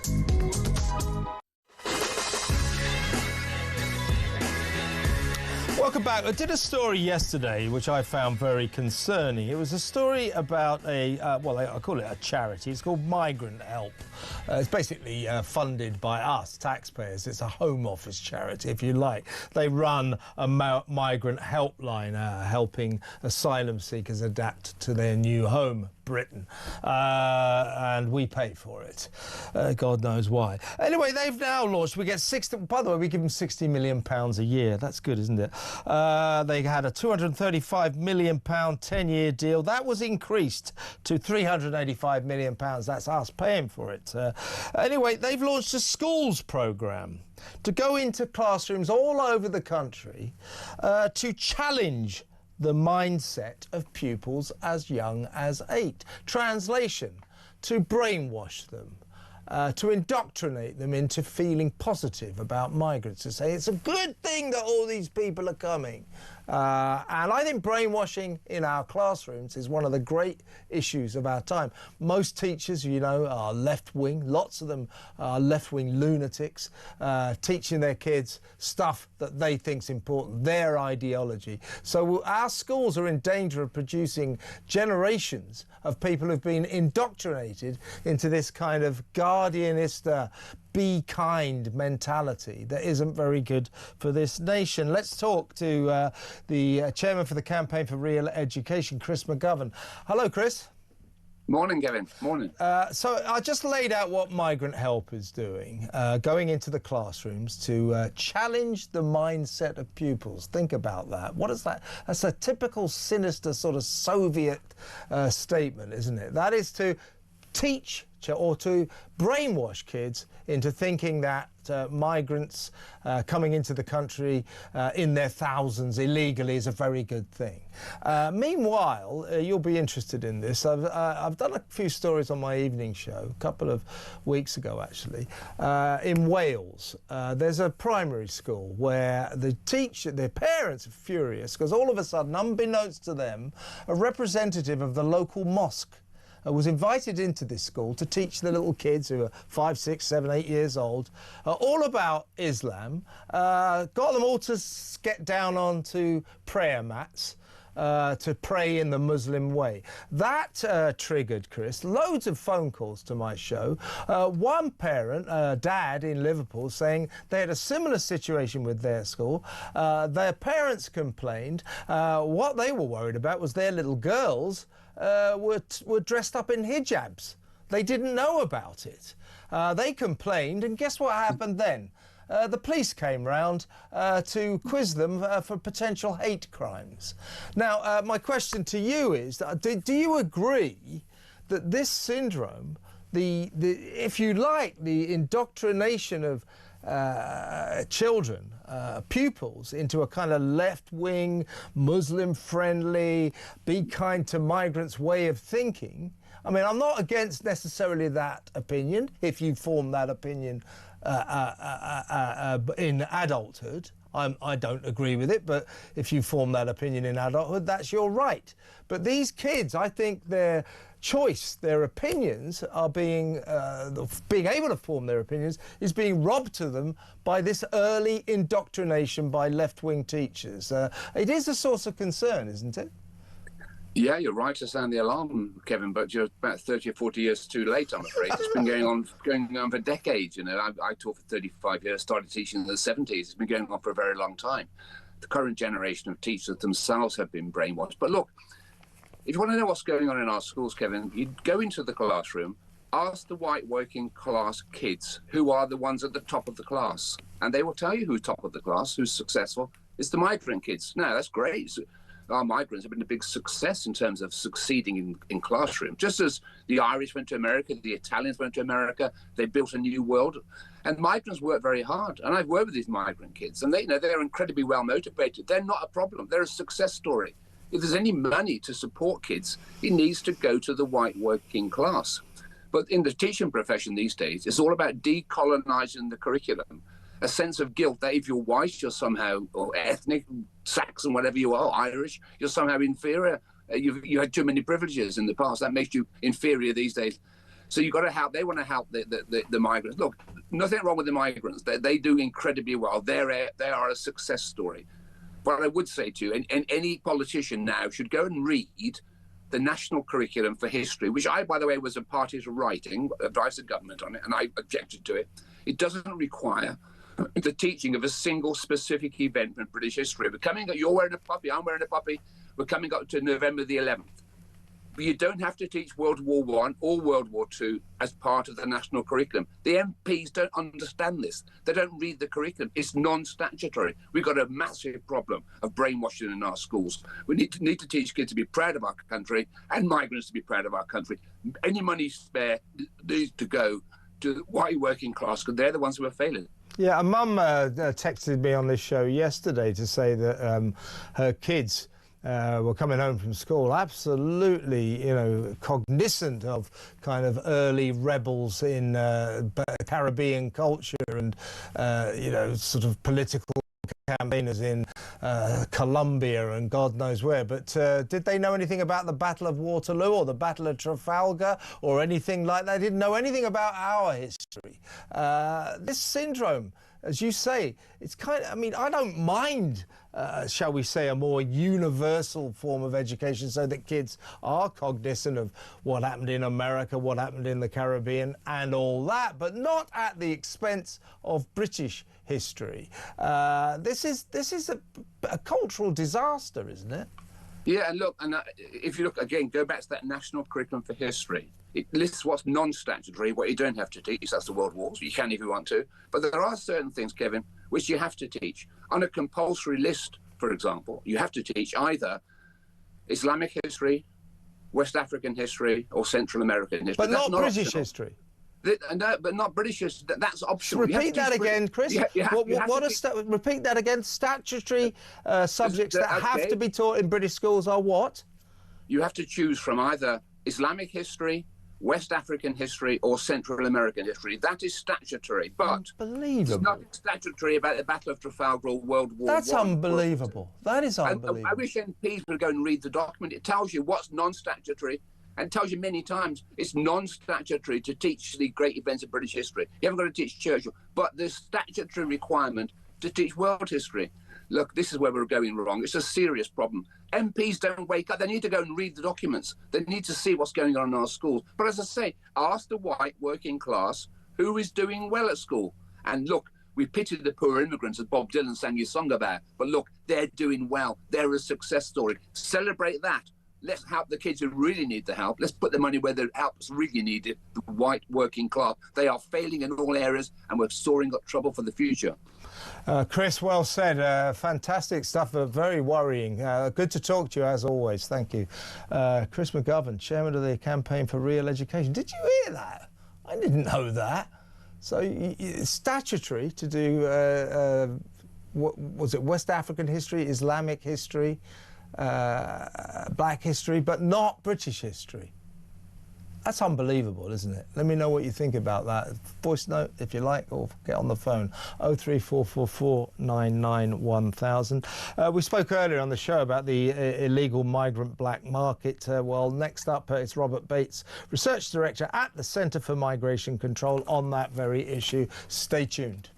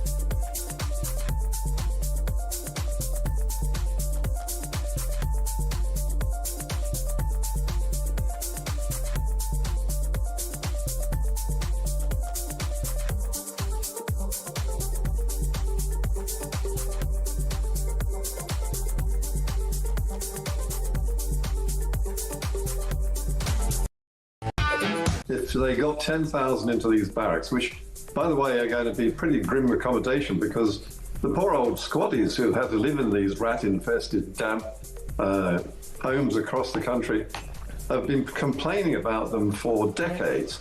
And, you know, human rights people are not going to allow foreign invaders, as I would call them, to come and live in places that the troops don't like.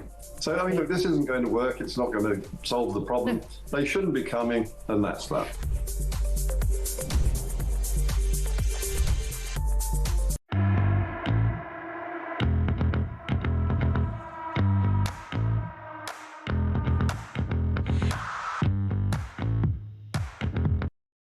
Across the UK, on DAB+, on your smart speaker, on your smart TV, and on your side.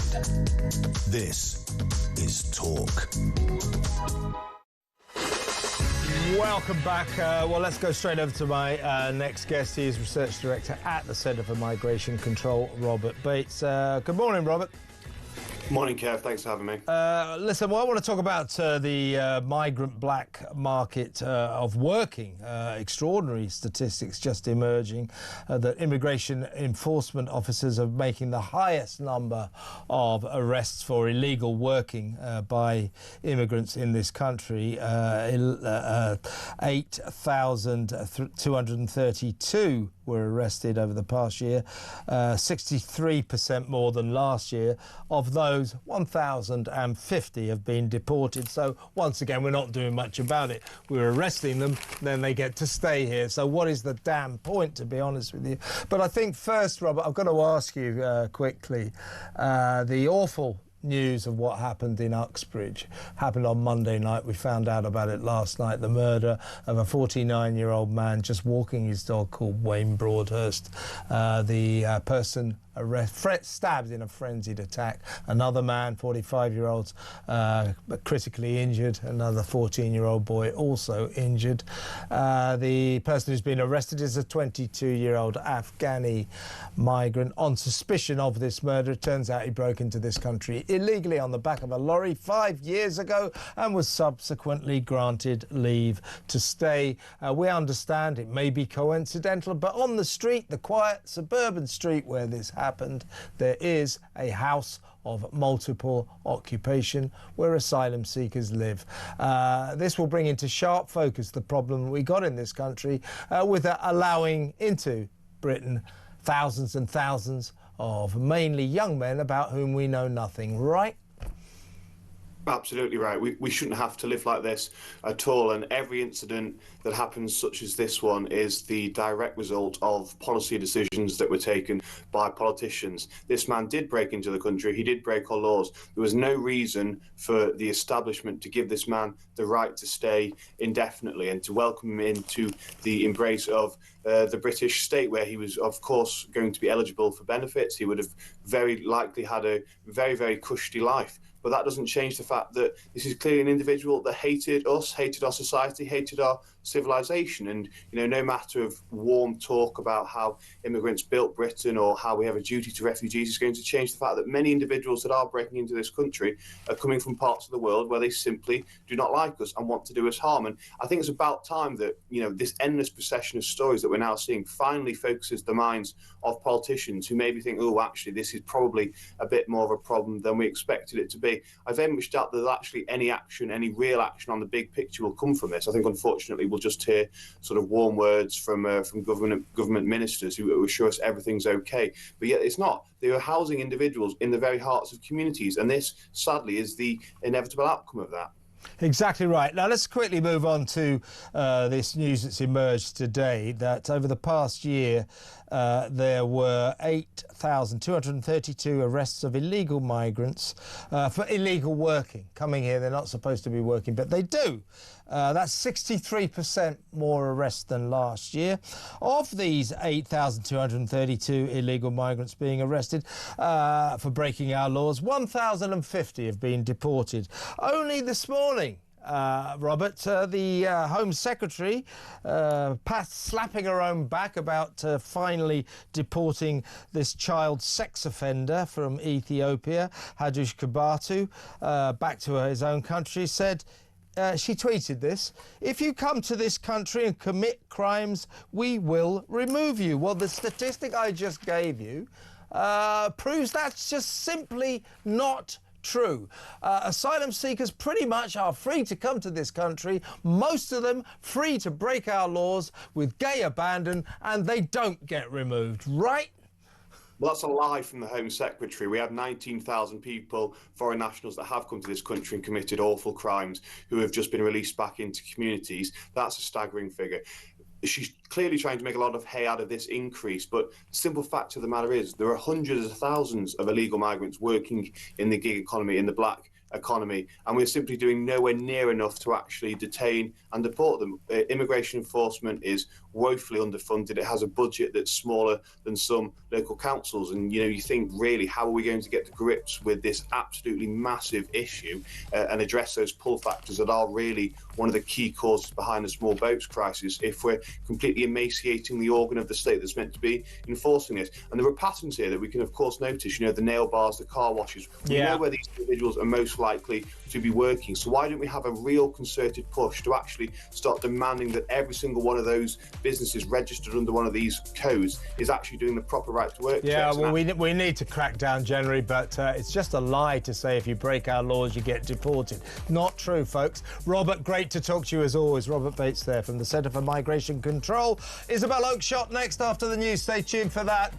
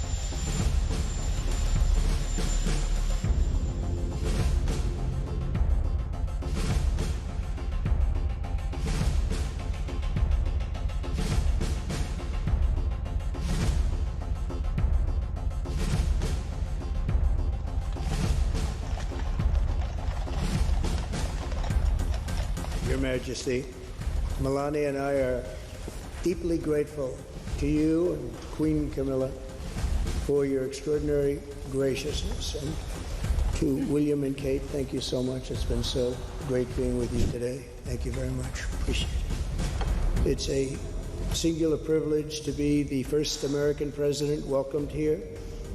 The phrase special relationship, seen from American eyes, the word special does not begin to do it justice. We're joined by history and fate, and by love and language. Thank you. Thank you very much. It's a great honor to be with you.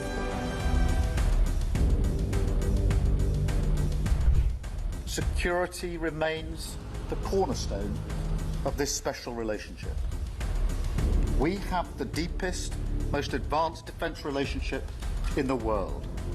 As I said last night, the bond between our countries is like no other anywhere in the world. The United States and the United Kingdom have done more good on this planet than any two nations in human history.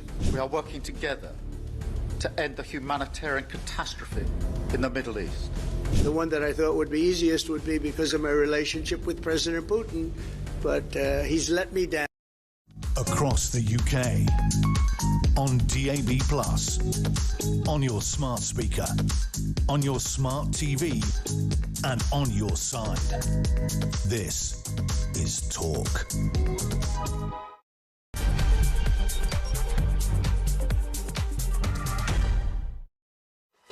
Well, Welcome back. This is, what is this? The third hour of Morning Glory. Started at 6 a.m, then there was 7 a.m, now there's 8 a.m, and I'm still alive. Unbelievable. Now, this is going to be a hell of an hour. We're going to kick it off with Isabel Oakeshott, the Talk's international editor, one of my favourite guests. But before we talk to Isabel, lots to talk to her about, of course. This is a voice note from B. This is on the deported migrant sex offender Hadush Kubatu. Let's hear what B has to say. Morning, Kev, B from the Midlands. Just a quick point. Lucy Connolly, 3 years for a tweet. The asylum seeker rapist of a child.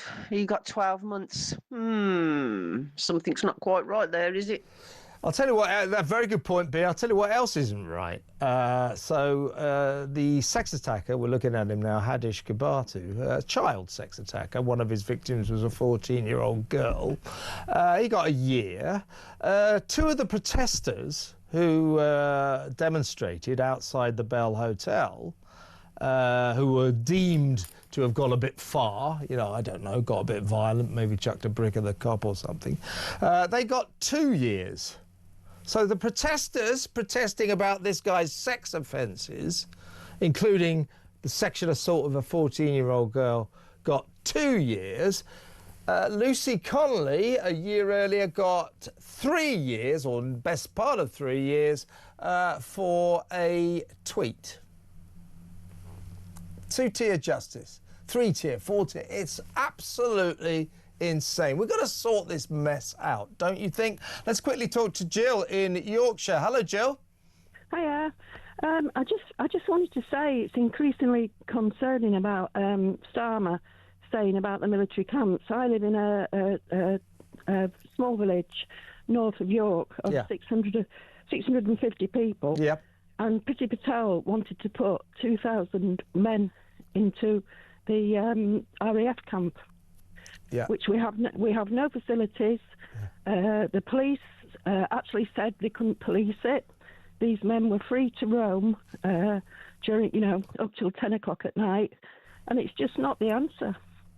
Well, yeah, exactly, Jill. I mean, this is one of the... There was a big report came out yesterday, or was it Monday, about the Home Office, saying that when they decide on where to put these asylum seekers, often in local hotels, but as you say, sometimes in military camps, disused military camps, that they've been making no impact assessments on the local communities. And that is a disaster.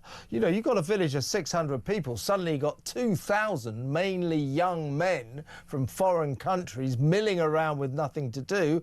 That would have a catastrophic effect on your village, but the government doesn't seem to care. It's a very good point, Jill. I've got to move on now because the show's moving at a lightning pace, but very good to hear from you. Thank you very much. Jill in Yorkshire there, making a damn good point. And I'll tell you someone else who I know right now is going to make some very good points. She always does. It's Talk's brilliant international editor, Isabel Oakeshott. Good morning, Isabel. Here we are in the day. Good morning. I mean, the papers just make such grim reading this morning, don't they? I mean, I'm simply, well, I'd like to say stunned that there's been yet another horrific apparent murder on the streets of London. Apparently, perpetrator is an Afghan national. Being arrested on suspicion. Yeah.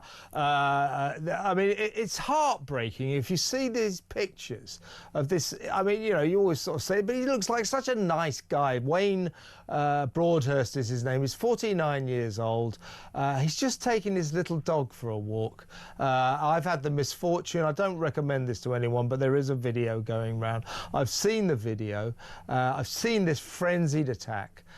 Poor Wayne, you know, just stabbed time and time again. And somehow, almost the most heartbreaking aspect of this shocking video is his little dog sort of dancing around, yapping, tail wagging, not quite sure what's happening.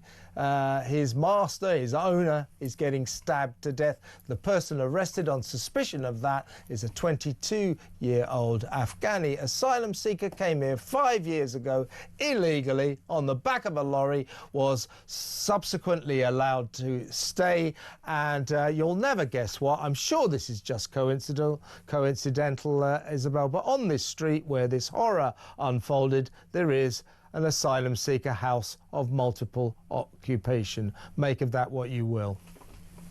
Well, there's a few points I'd like to pick up. First, that he apparently came over on the back of a lorry. Now, while so much of our attention is focused on the Channel crossings, I can tell you, because I've been doing some very interesting undercover I know work. you have. I can tell you that at this point, the Channel crossings are not exactly sort of ceasing, but they are winding down very significantly. The weather in northern France has been rough for a long time now, and this is what happens over winter. You do get a few crossings, but that doesn't mean the market is in any way diminished for getting over to the UK, and our attention really hasn't been on for a number of years. The sheer number of people that are coming over still in the back of lorries, this used to be the big story about illegal immigration in this country. And actually, it's still going on a massive scale. And, we're all too sort of absorbed on the Channel side of it, documenting those numbers. And as for this latest utter horror, I think people are just left feeling, how much more is it going to take for governments, and it's not this government, it's a previous government that allowed this absolute monster to stay. How much more evidence do they need that bringing people in from the world's worst places is not a clever idea? It's not kind, it is reckless. And every week in Britain, innocent British people are paying, sometimes with their lives. I'll tell you, I'll give you a snapshot of exactly what you're talking about. The problem here is, and it's reaching crisis point, critical mass if you like. We have now for many years, too many years, been allowing in thousands and thousands and thousands of mainly young men who break into our country illegally. We somehow, for some reason, allow them to stay. We usually grant them asylum.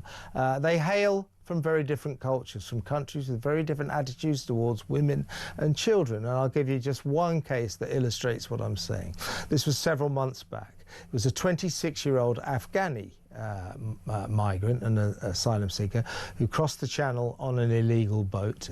In the manner of these things, was welcomed into the warm embrace of our be kind culture, and immediately billeted in a nice hotel in Falkirk in Scotland. He was sent up there.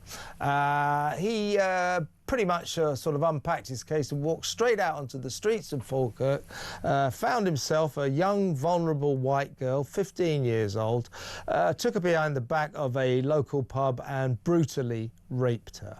He was then arrested, thank God for that, went to court, and his defence, his lawyer's defence was, well, he comes from a culture, Afghanistan, he comes from a culture where they have a different attitude to rape, and he didn't realise it was such a serious offence here in this country. When he got done for 12 years, he was sentenced to 12 years, a decent sentence for once, he went berserk in the court saying, oh, I didn't know, come on, as if to say, well, back in my country, this sort of thing is no big deal. That is at the centre of the crisis we have now. We've got thousands and thousands of young men all over the country from these strange, different countries with different cultures who don't understand our attitudes to the safety of women and children. That's at the heart of it, isn't it? Absolutely, but this is on every level. So that's at the extreme end of it. Of course, hopefully the majority of those who come over illegally don't turn out to be violent sex offenders and attackers. But the problem is much wider than that. At the lowest level, however peaceful and innocent they may be, I'm afraid that a very large proportion of those coming over are, I'm going to give an example here, from sub-Saharan African cultures where they don't even use a knife and fork. I'm not, being racist or making this up. This is just a different way of living, okay? And if you are bringing people into our country for whom using a knife and fork is a learning curve, it's not part of their culture, for whom it's difficult even to find the English language to say what country they are from. And I have experience of this in the migrant camps of Calais. We are bringing over people with so little English, they can't even say where they're from. How is that going to work out in our communities? Put them all together in a hotel setting, and that in itself is a powder keg, and we know all the problems associated with that. But disperse them into communities. Are you telling me that's any way better for our country than having these people sprinkled everywhere? Absolutely no idea where they are or what they're doing. That's the people themselves. And as for communities, how do you help those people begin to live meaningful lives in our country? This is all so wrong-headed. When people arrive by these routes, they need to be detained. That is the solution. You don't just allow them to disperse, lose track of them.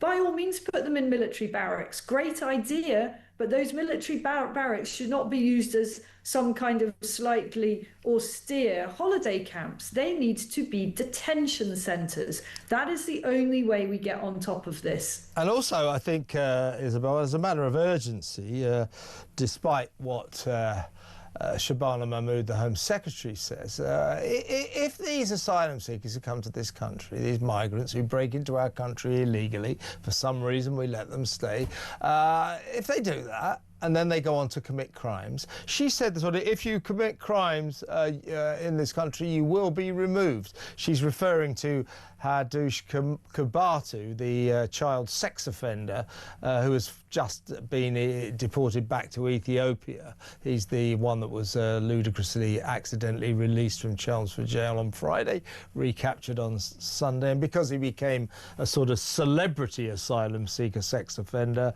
the government got its act in order and got rid of him very, very quickly. A lot of people saying, well, why can't you do that with more asylum seeker criminals? The Mail on Sunday in the summer found they went through a third of our, I think, around about 400 asylum seeker hotels, and found that of the residents, only of a third, 708 have been charged with serious crimes.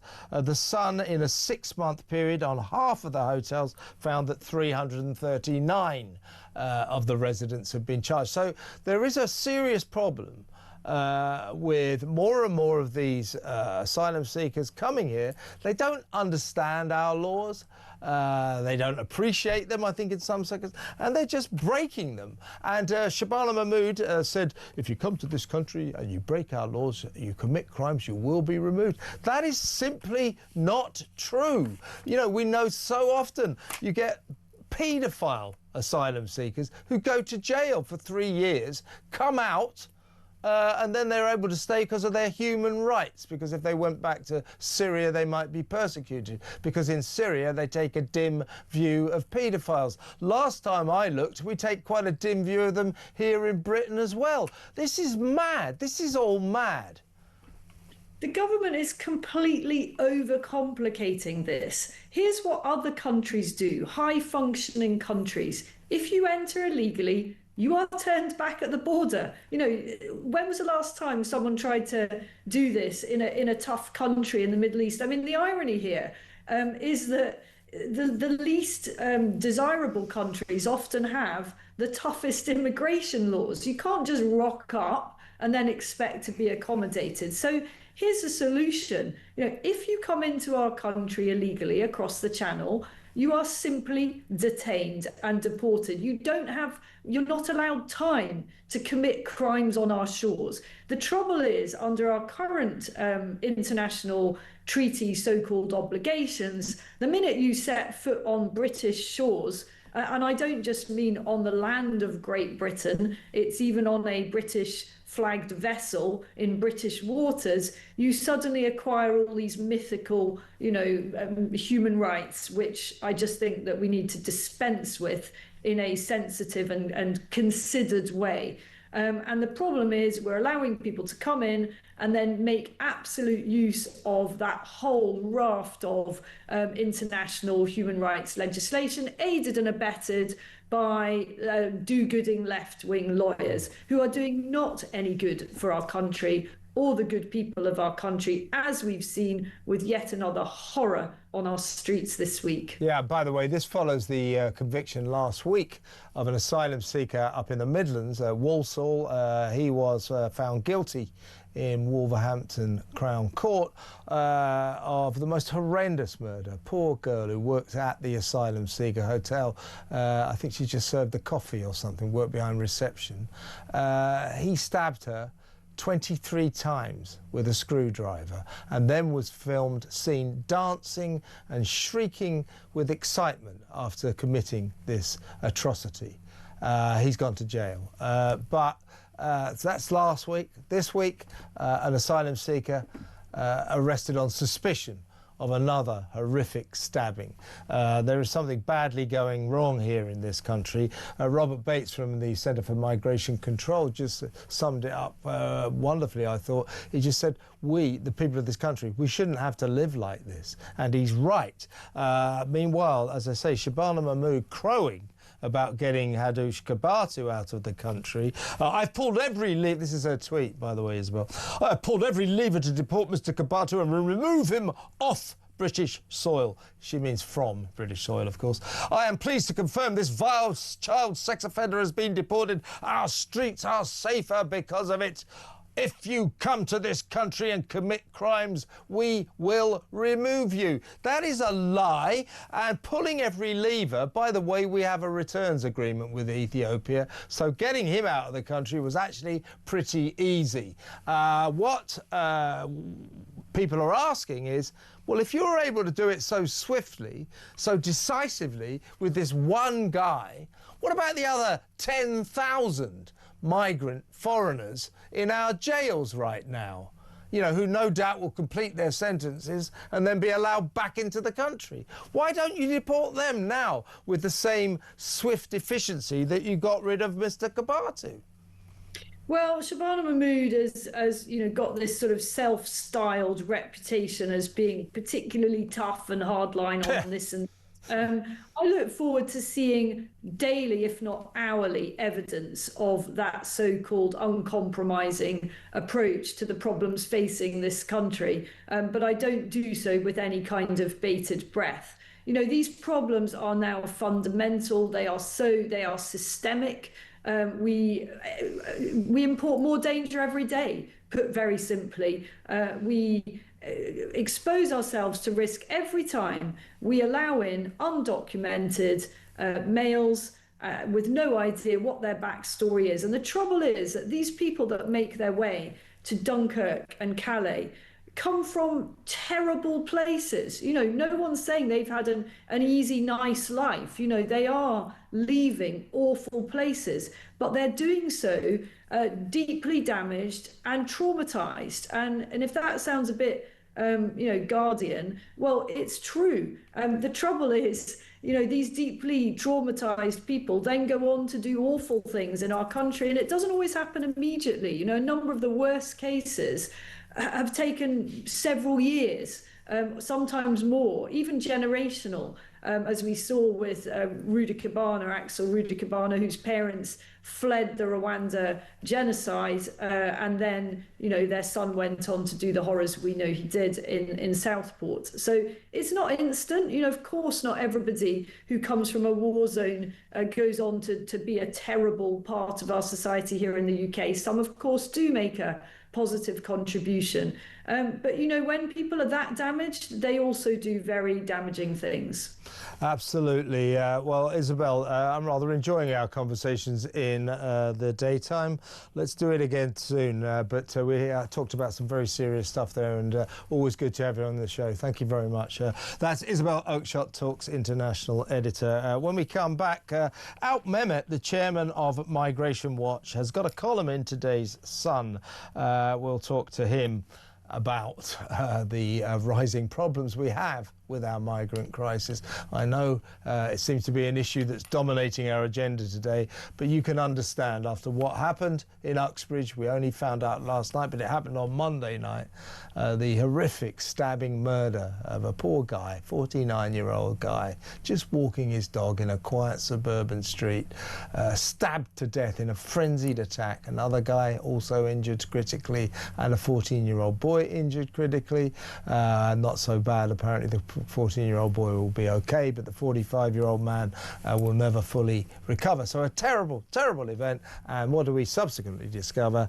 Two things. One, the man arrested on suspicion of this horrific attack is an Afghani migrant, an asylum seeker who broke into the country illegally 5 years ago, only to be allowed to stay. His asylum seeker application was successful. And then we also understand that in this street, or in this very local area, there is a house of multiple occupation inhabited by asylum seekers. You see what I'm saying? So that is why, make no apologies, that is why the migrant crisis is dominating our agenda today. Just before we go to break, here's Darren voice note on the Uxbridge murder. Morning, Kev. Darren from Walsall. The poor guy getting stabbed to death in Uxbridge, and the girl in Wolverhampton, and I know the hotel where she was working at in Walsall, and there's a few more. I think this government just sees this as an inconvenience. They'll see it as, oh my God, the far right have got another drum to bang now. Because don't forget, Bridget Phillipson said asylum seekers' rights trump the rights of the local residents. Lucy Powell, it's dog whistle to be worried about 250,000 white girls being raped, abused, murdered. That's where they're coming from. And again, I think everyone that hits the headlines, and there's lots more that don't, this government just thinks, oh my God, the far right can just bang on about this now. Well said, Darren. Couldn't agree with you more. This is crisis point. This is critical mass with our asylum seeker problem, isn't it? It really, really is. The danger on our streets is beginning to become palpable. And we'll be talking soon to a couple of ladies, or a lady who lives very near to where this horror unfolded. And they have extreme worries about safety on their streets and the number of asylum seekers billeted in their area. It's Hillingdon, the borough of Hillingdon, which is near Heathrow Airport. It has the greatest concentration of asylum seekers for any area in the entire country, and the local residents are beside themselves with worry and fear for the safety of their children, for the safety of women. We'll talk to them in a little while. But next up, after the break, it's Alp Mehmet, chairman of Migration Watch, about his column in today's Sun. That next, stay tuned.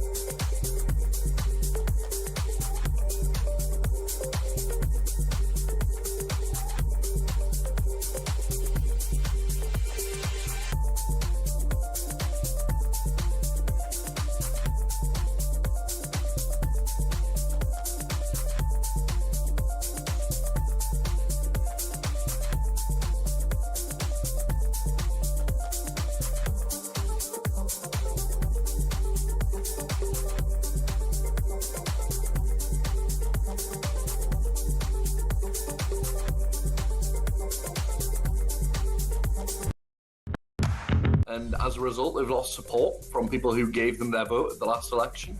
But they're also increasingly losing support from people who've supported them for a very long time, Peter, myself included.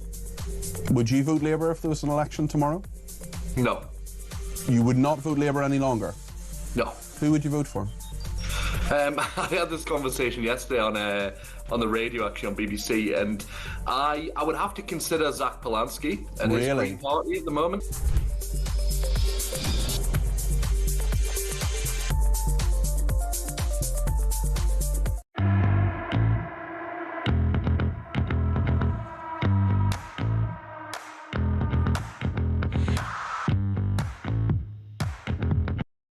Across the UK, on DAB+, on your smart speaker, on your smart TV, and on your side. This is Talk. Welcome back. Now, on page 12 of today's Sun, there is an excellent column by the chairman of Migration Watch UK, Alp Mehmet. Well, let's go straight over to Alp because he has made a point that I've been making all damn day, in fact, half of my life. Welcome, Alp. Good morning, Kevin. My point is this. Last couple of days, and you've made this point eloquently in your column as well. Last couple of days, Keir Starmer, it's brilliant, we're going to put 900 migrants, asylum seekers, presumably taking them out of hotels and put them into military camps, disused military camps. One in Scotland, one in East Sussex. How about that? Well, we got 32,000 asylum seekers in asylum seeker hotels, 400 hotels all over the country. So the phrase throwing a deck chair off the Titanic springs to mind. And more to the point, yes, they could talk about that. Labour seem to have convinced themselves that if they can tell us, don't worry, we're going to get the migrants out of those expensive hotels and we're going to put them into much cheaper, disused military camps, that we'll all go, oh, well, that's all right then. That solved the migrant crisis. No. What about stopping them coming in the first place? That's the crux of your column, isn't it? And it's a really good point. Absolutely, Kevin. That's exactly it. Excuse me. It's exactly the point. Since they've come into office, they've taken us from La La Land to Bedlam, frankly. They were, before, during the election, you'll remember what happened, what they were saying, how they were going to smash the gangs, how they were going to reduce the backlog, how they were going to end hotels. Well, nothing like that has happened. So because they've clearly arrived at the conclusion that there's not much they can do about it, they keep pretending that they're acting, that they're taking action. And they're doing it by recycling policies that they were castigating, that they were laying into the Tories for coming up with. Yeah, I'm broadly in favour of people being put in camps, former military camps. That's not the problem. But having put them there, giving them, £50 a week, allowing them the freedom to roam around, busing them into town as they were doing off the BBC Stockholm. I mean, this is where the problem is, that they're giving the impression of action when in fact all they're doing is making matters worse. Indeed, as you say, here's a government saying, we're really getting to grips with that. We've got the one-in, one-out scheme, which is, frankly, sort of hilariously baffling. And what on earth is that all about? Certainly not a deterrent. We know that because ever since they launched that scheme in early August, 11,000 migrants have come across the channel illegally. So it's deterring no one. So what is that about? The problem we have that they don't seem to address, we not only do we not have any deterrent whatsoever, we just have a load of enticements. So what the message we're sending to migrants who are planning to cross the channel illegally, be it by boat, or we understand now that the back of a lorry system is becoming popular again. So however they're planning to get into this country, we're saying to them, if you get here, we will give you a nice 4-star hotel to live in. We'll give you 50 quid a week benefits. We'll give you free food. We'll give you free doctors, free dentists, and most importantly, and most insanely, free lawyers to fight your case to stay. Those are not deterrents. And as long as we offer these people all of that, this will continue to be the promised land, the land of plenty. It's mad, Alp. It is mad. But most important, Kevin, and I agree with everything that you've said, but most important is that ultimately they get to stay here until we start removing people. I mean, Kabatu, I mean, that really is a distraction, because he was from a country where we have an agreement to return them. Yeah. And there was plenty of opportunity to remove him, but we didn't.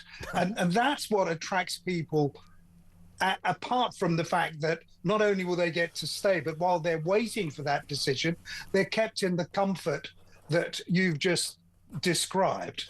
But you touched on the 1 in, 1 out, and it is an absurd scheme, but it's costing us 100 million quid, for goodness sake. I know. It's a massive expense on something that makes no sense whatsoever.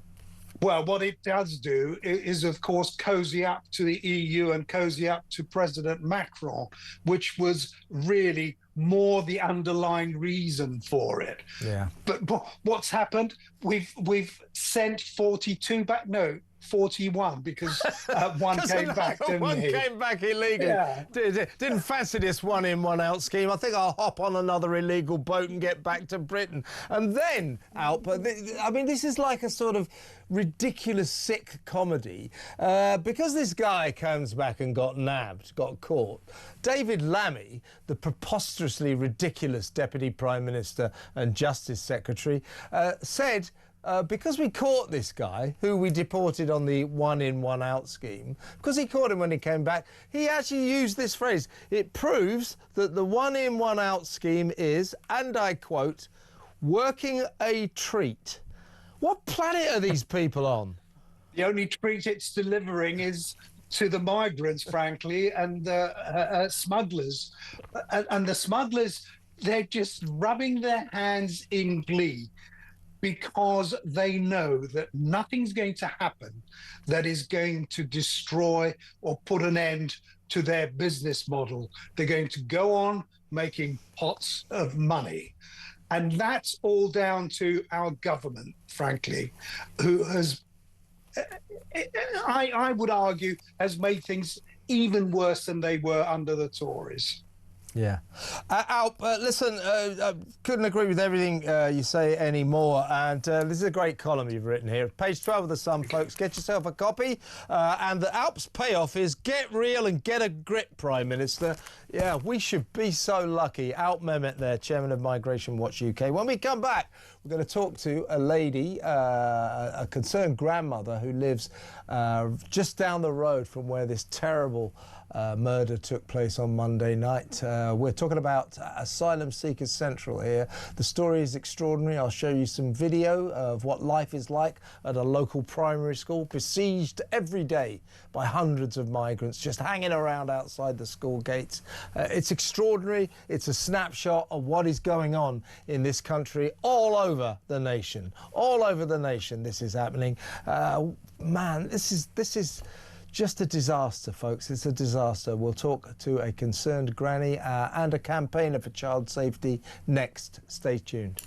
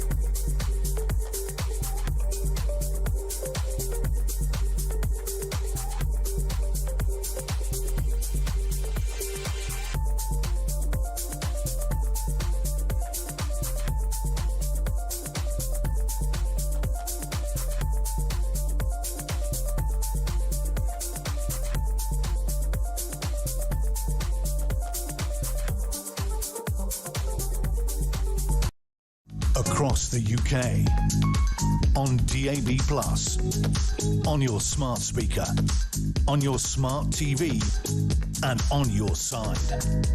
This is Talk. Welcome back. Now, we're going to talk now to a grandmother, a concerned parent, and also a child safety campaigner. This is a story I've been covering on my evening show, The Political Asylum, right here on Talk, 7 until 10 p.m, Monday to Friday. I highly recommend it. Great show. The host is exceptional. No, seriously, we've been covering this story. It concerns, it's very close. This area is very close to where this horrific murder happened in Uxbridge on Monday night. And there's a school, a primary school, in an area called West Drayton, which is near Heathrow Airport, in the borough of Hillingdon, which is asylum seeker central. Vast numbers of asylum seekers are billeted in Hillingdon. There's a primary school there called Cherry Lane Primary School. And every day, asylum seekers, migrants, come from this hotel. There we go. We're watching the film now. And they make their way to this school and they hang around outside the gates. This is causing great concern to... Look, there they are. Look at them. They're all heading for this school, escorted by the police. In a minute, you're going to see some of our friends from foreign countries sitting around outside the school gates smoking a sheesh pipe. It's unbelievable. Well, look, let's talk about this. Let's talk about safety on the streets, especially for children, but women as well, of course. There they are, smoking their sheesh pipes. That's outside Cherry Lane Primary School. I don't know. Do kids, little kids, having to watch this out of their playground? They're aged 3 to 11 years old. It's a big school, 640 kids. Let's talk to concerned local mother, Wendy Spindlow, and also Marilyn Hawes, the Chief Executive for the Freedom from Abuse organisation. Welcome, Wendy. Welcome, Marilyn. Well, first up, if I could talk to you, Wendy. I mean, you're not far from Uxbridge. I mean, it's literally just down the road where this horrific murder happened. Yeah, we're Hillingdon Borough. Yeah, same borough. Hillingdon Borough, more than any other borough in Britain, has more asylum seekers per capita than the rest of the country put together. Now, we're watching these scenes of what happens every day at Cherry Lane Primary School. Well, you've brought up kids in this area. Tell me, in the light of what happened in Uxbridge, but also in the light of what we're watching every single day. I know stories of some of these migrants are peering through the playground fences, looking at the kids during playtime. You know, this is not right. Tell me about your fears, your concerns for the safety, not only of kids, but women on the streets, given what we're watching now. Well, to be honest with you, obviously these campaigns started because we were fighting for women and children. You know, women, I've been on the end of 2 of them that totally intimidated me at 3:25 in the afternoon with my 5-year-old grandson. Tell me about that. What happened?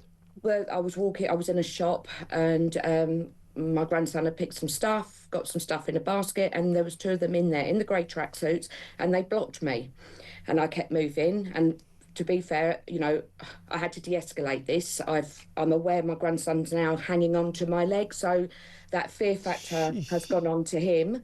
And I called the security. There was a security guard at the end. He walked halfway down. He saw what was happening. He turned on his heels and he walked away.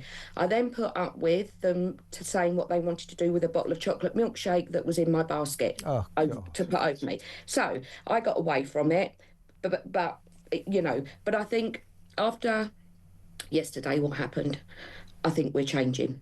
You know, we stand and we've been fighting for women and children. But yesterday just showed that we are all at risk. That could have been any one of us. And as you clearly said, the Holiday Inn, the Crowne Plaza and the Novotel, 3 massive hotels. And we house the most, and we're not that big. And these videos you're showing, this is what happens every single day. Yeah, So let me after just yesterday- explain, Wendy, if I can. What happens with these asylum seekers? They live at these 3 hotels, but there's a huge Holiday Inn just by the M4 near the airport that motorists who drive down the M4, you can immediately picture it in their head. There's more than 600 rooms there. And these asylum seekers who live there, they every day, they've got nothing to do. So they come out of the hotel and there's a pedestrian underpass that passes underneath the M4. They come out, they go under that, and then they make their way to the school where there's grassy areas, sit around outside, sometimes leering at the kids in the playground, to the extent that one local dad, James Timms, because the school wouldn't get around to fixing this hole in the fence, he went one night and fixed it himself. That's what's going on. So every day in every way, people like yourself fear for their kids because of this. And 100% we do. And if you look at that video, I know their faces are all blocked out, but the majority of them there go through an assessment where they want to prove that they're a minor. Full-grown men with grey hair, which what that is doing to our system, the resources, because they have to prove otherwise. But they sit there because they want to go as a minor, because then we've got to support them. So all of that's what they're doing. They know how to play the system. And this is what is so scary now. They're not over here because, I don't believe it, for war zone countries. They're here because they want to build an army. They want to build an army. And Britain has got to wake up. And I'll tell you something else. Keir Starmer, you come here now and you go and look that lady in the eyes, husband's just been stabbed, and you explain it to her. But you know what? We've got more chances of Donald Trump jumping on Air Force One and coming here and paying his respects than that man showing his face anywhere. It's a very good point. I should stress that, as far as I know, in the interest of fairness, despite this daily invasion of the school space, I don't think there's been any serious crimes committed by these asylum seekers, by these migrants. But it's a terrifying saga for parents and grandparents like yourself. I mean, you can see this. There's something that isn't right about this. Just outside a school playground, little kids aged 3 to 11, this going on. Just loads and loads of migrants just hanging around outside the school gates, creating a very threatening atmosphere. They're extremely intimidating. They are so intimidating. And we're in a society now where everybody is scared to death to speak up. You're a far right, you're a racist. We've got to move away from this. We can't keep saying this. This is safety of our women and our children. And to be fair now, everybody. A man at 5 o'clock in the afternoon walking his dog. So we've stepped up now. We, as a country, are in serious trouble.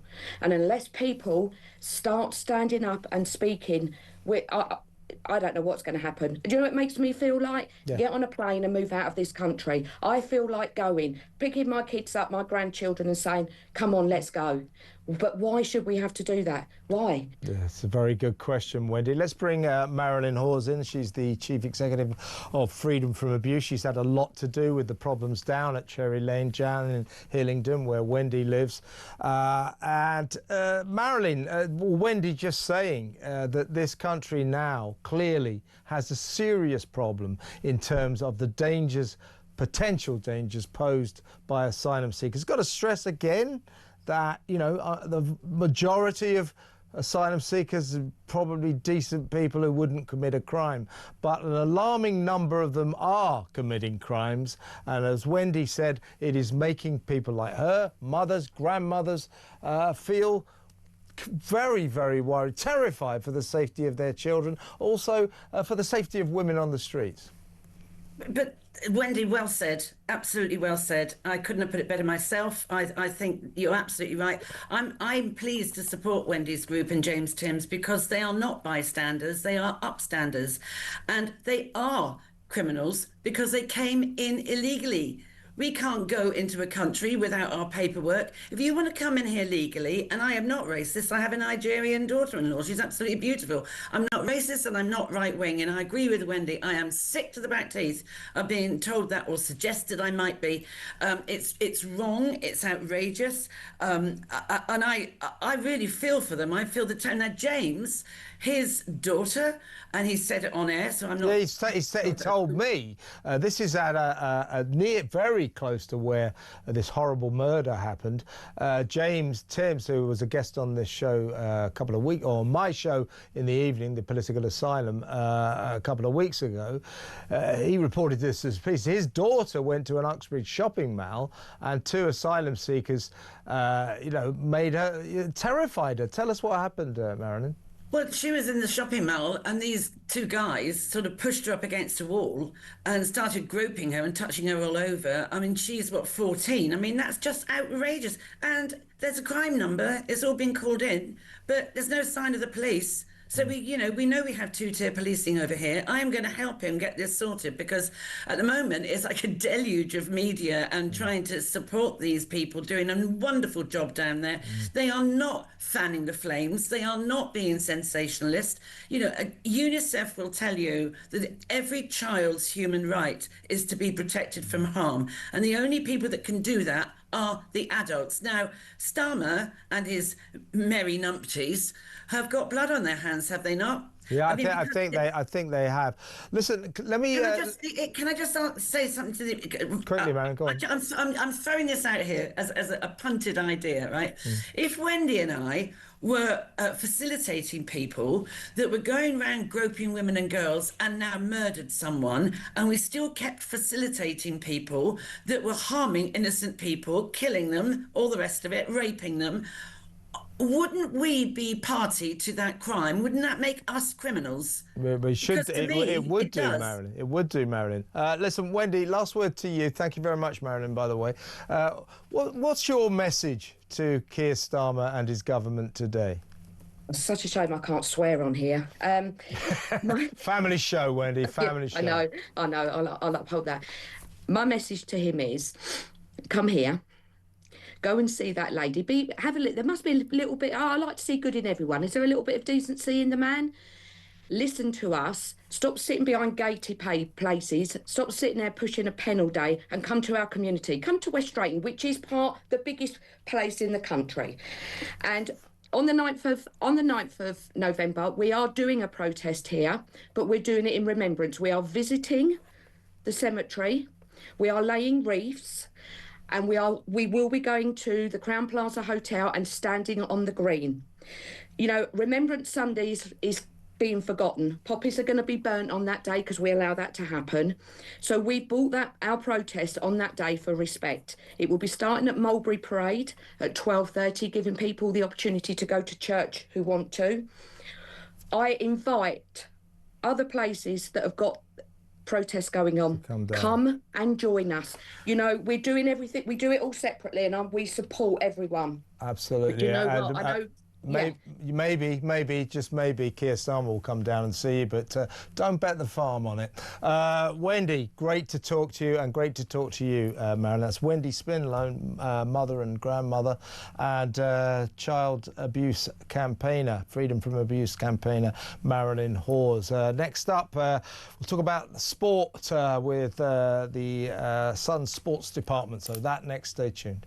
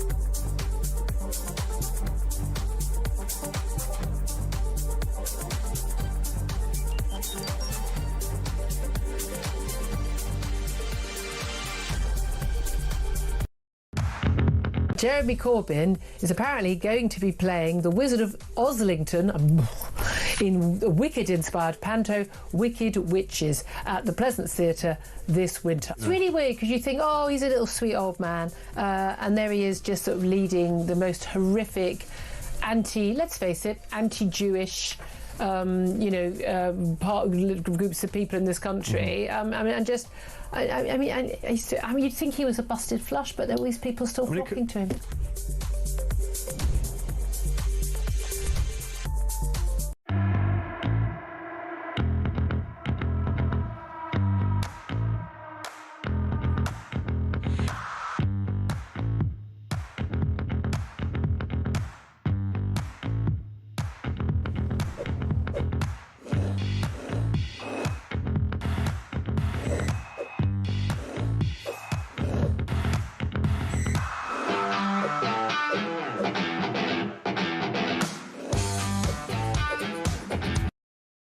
Across the UK, on DAB+, on your smart speaker, on your smart TV, and on your side. This is Talk. Welcome back to Morning Glory. I'm Kevin O'Sullivan. I'm in for Mike Graham. And the breaking news today, we've been covering this all day, is that migrant sex offender, the child sex abuser, Hadush Kibatu, has been deported to Ethiopia following his farcically mistaken prison release from jail last Friday, captured again on Sunday, and the government's finally got its act together and deported him. Quite easy, actually. We've got a returns deal with Ethiopia. If he was from a country we didn't have a returns deal with, guarantee he'd still be here. So don't get too excited, but I suppose one down, about 103,000 to go. But there you go. OK, let's get down to the sport now, and a warm welcome to the show to the Sun's club reporter, Catherine Walsh. Hi, Catherine. Hi, morning. How are you? I'm very, very good. I'm tempted to get you to talk about, for me, the big story, that the mighty Fulham, my team, beat Wycombe Wanderers last night. 1-1 at full time, but we got them on penalties. Fantastic news for a Premier League club. Oh, my God. But let's not talk about that, eh? Well, look, I think probably Mikel Arteta is telling Arsenal fans to start believing they will win the Premier League. That's in your paper today. I think more to the point, start believing that I don't see that there's any way they can lose the Premier League because of the way Man City are playing, but primarily, Catherine, because of the way Liverpool are playing. Now, they have got at home tonight Crystal Palace in the Carabao Cup. Arne Slot, 4 Premier League defeats in a row. If he loses this one tonight, I think he'll be on the rack, don't you? Yeah, definitely. So Arteta has been sceptical before to mention anything about winning any leagues and trophies. He hasn't done so since joining the club and winning a COVID FA Cup. But this season now you've got pundits like Gary Neville and the rest of them on Sky saying that it's theirs to lose. They're 4 points clear of second place. They're now 7 points clear of Liverpool. But for Arsenal, they've been here before. In 2 seasons ago, they were actually leading the lead for maybe 250 days until City snatched it off them at the end. So they have this horrible label of being bottle jobs, so-called. And he's basically urging the fans to put the past behind them and they can win it this season. Yeah, indeed. As for Arne Slot, I mean, they say he won the Premier League last year, but they say, well, that was with Klopp's team. Jurgen Klopp's team. Now Liverpool are very much operating with Slot's team, and suddenly that's 4 Premier League defeats in a row. As I say, if they lose tonight to Crystal Palace, who are a good outfit, he could be in trouble, couldn't he? I'm not sure he'll be in trouble yet, but it will definitely ramp the pressure up. Palace were the team that, of course, gave them their first defeat this season. They also beat them in the Community Shield in the summer. So Palace are no easy walkover. Slot obviously missed the press conference last night. It was his choice to do so. Liverpool could have pulled out just because it's a Carabao Cup game. So Palace can definitely win tonight, yes. We expect Slot to massively rotate. And the new signings, the best part of 400 million spent, Do you know what I like? Do you know what I like about this, Catherine? It gives Liverpool supporters the chance to experience what it's like to be a Fulham fan, to keep on losing. So serves them right. Good to talk to you, Catherine. Thank you very much. That's Catherine Walsh, club reporter at The Sun, on all the latest sports news. When we come back, Kieran Mullen, Shadow Justice Minister. Stay tuned for that.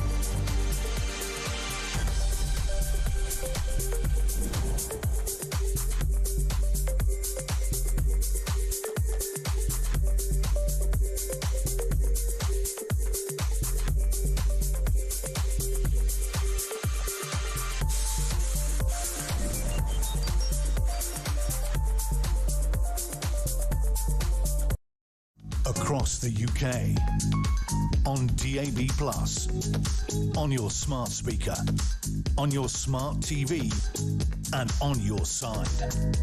This is Talk.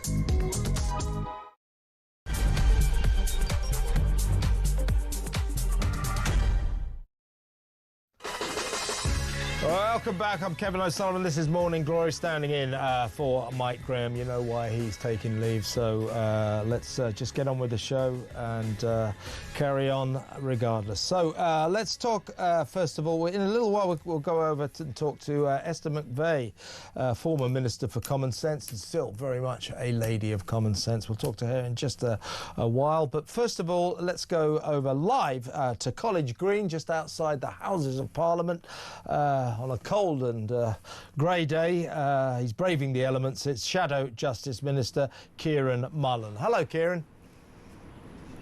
Good morning, Kevin, and thanks for having me. It's not too cold, actually. It might look it, but it's not too bad. Excellent.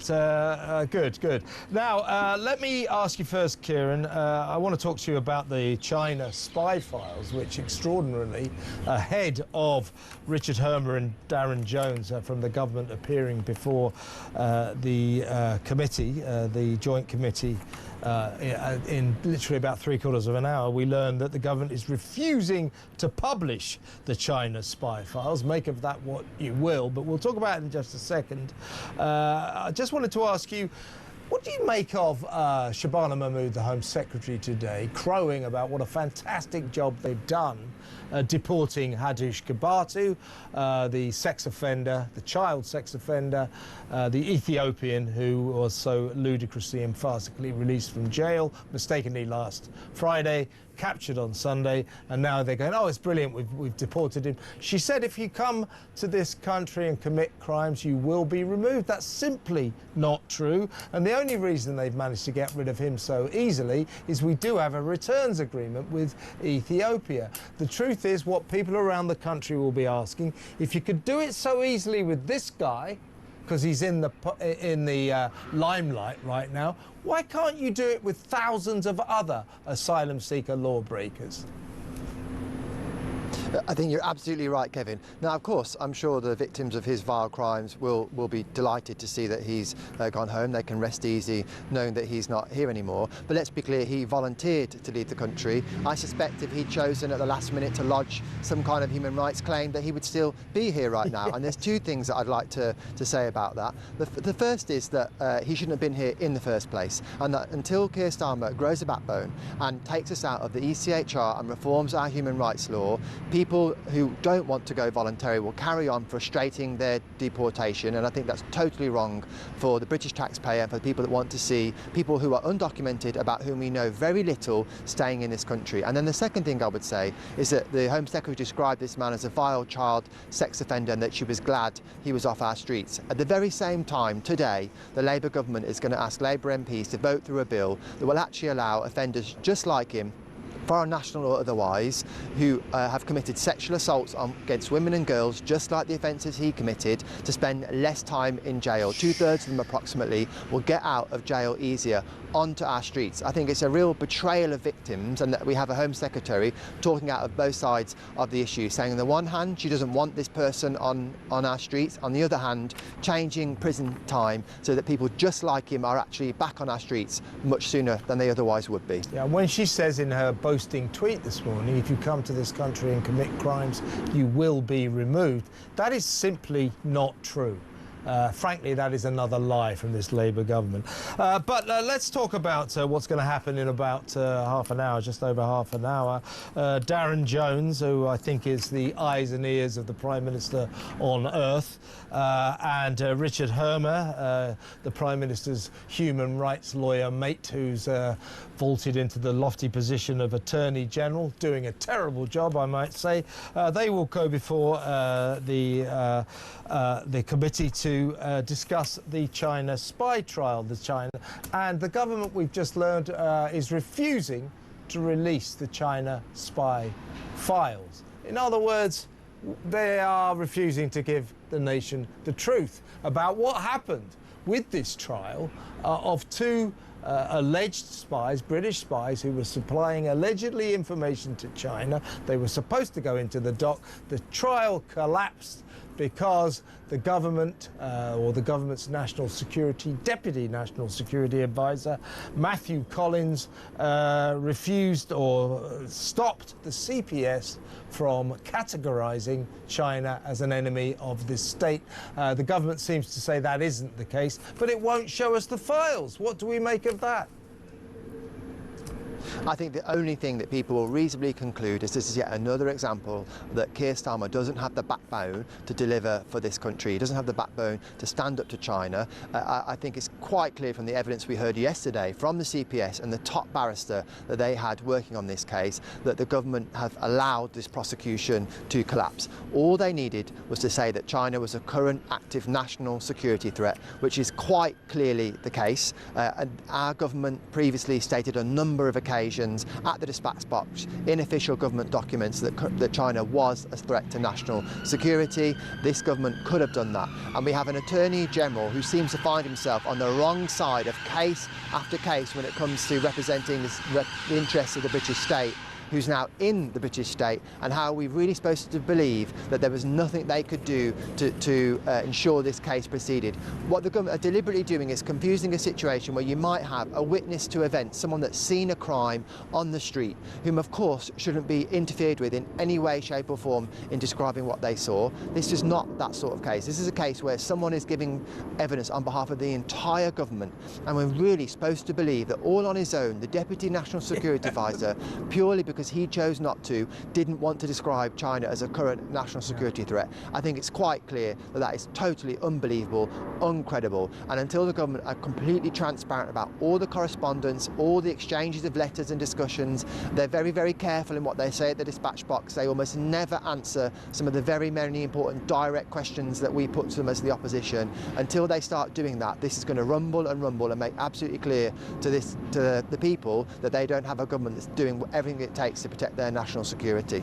Yeah, and Kieran, incredibly, I think it was last PMQs, last Wednesday, when Kemi Badenoch, a very good performance by her, put the Prime Minister on the rack and said exactly what you mean to tell us that the entire government policy in terms of China's potential national security threat has been decided by a deputy, a rather lowly civil servant. Do you remember what he said, Keir Starmer, in the House of Commons? He turned to her and said his one-word answer, yes.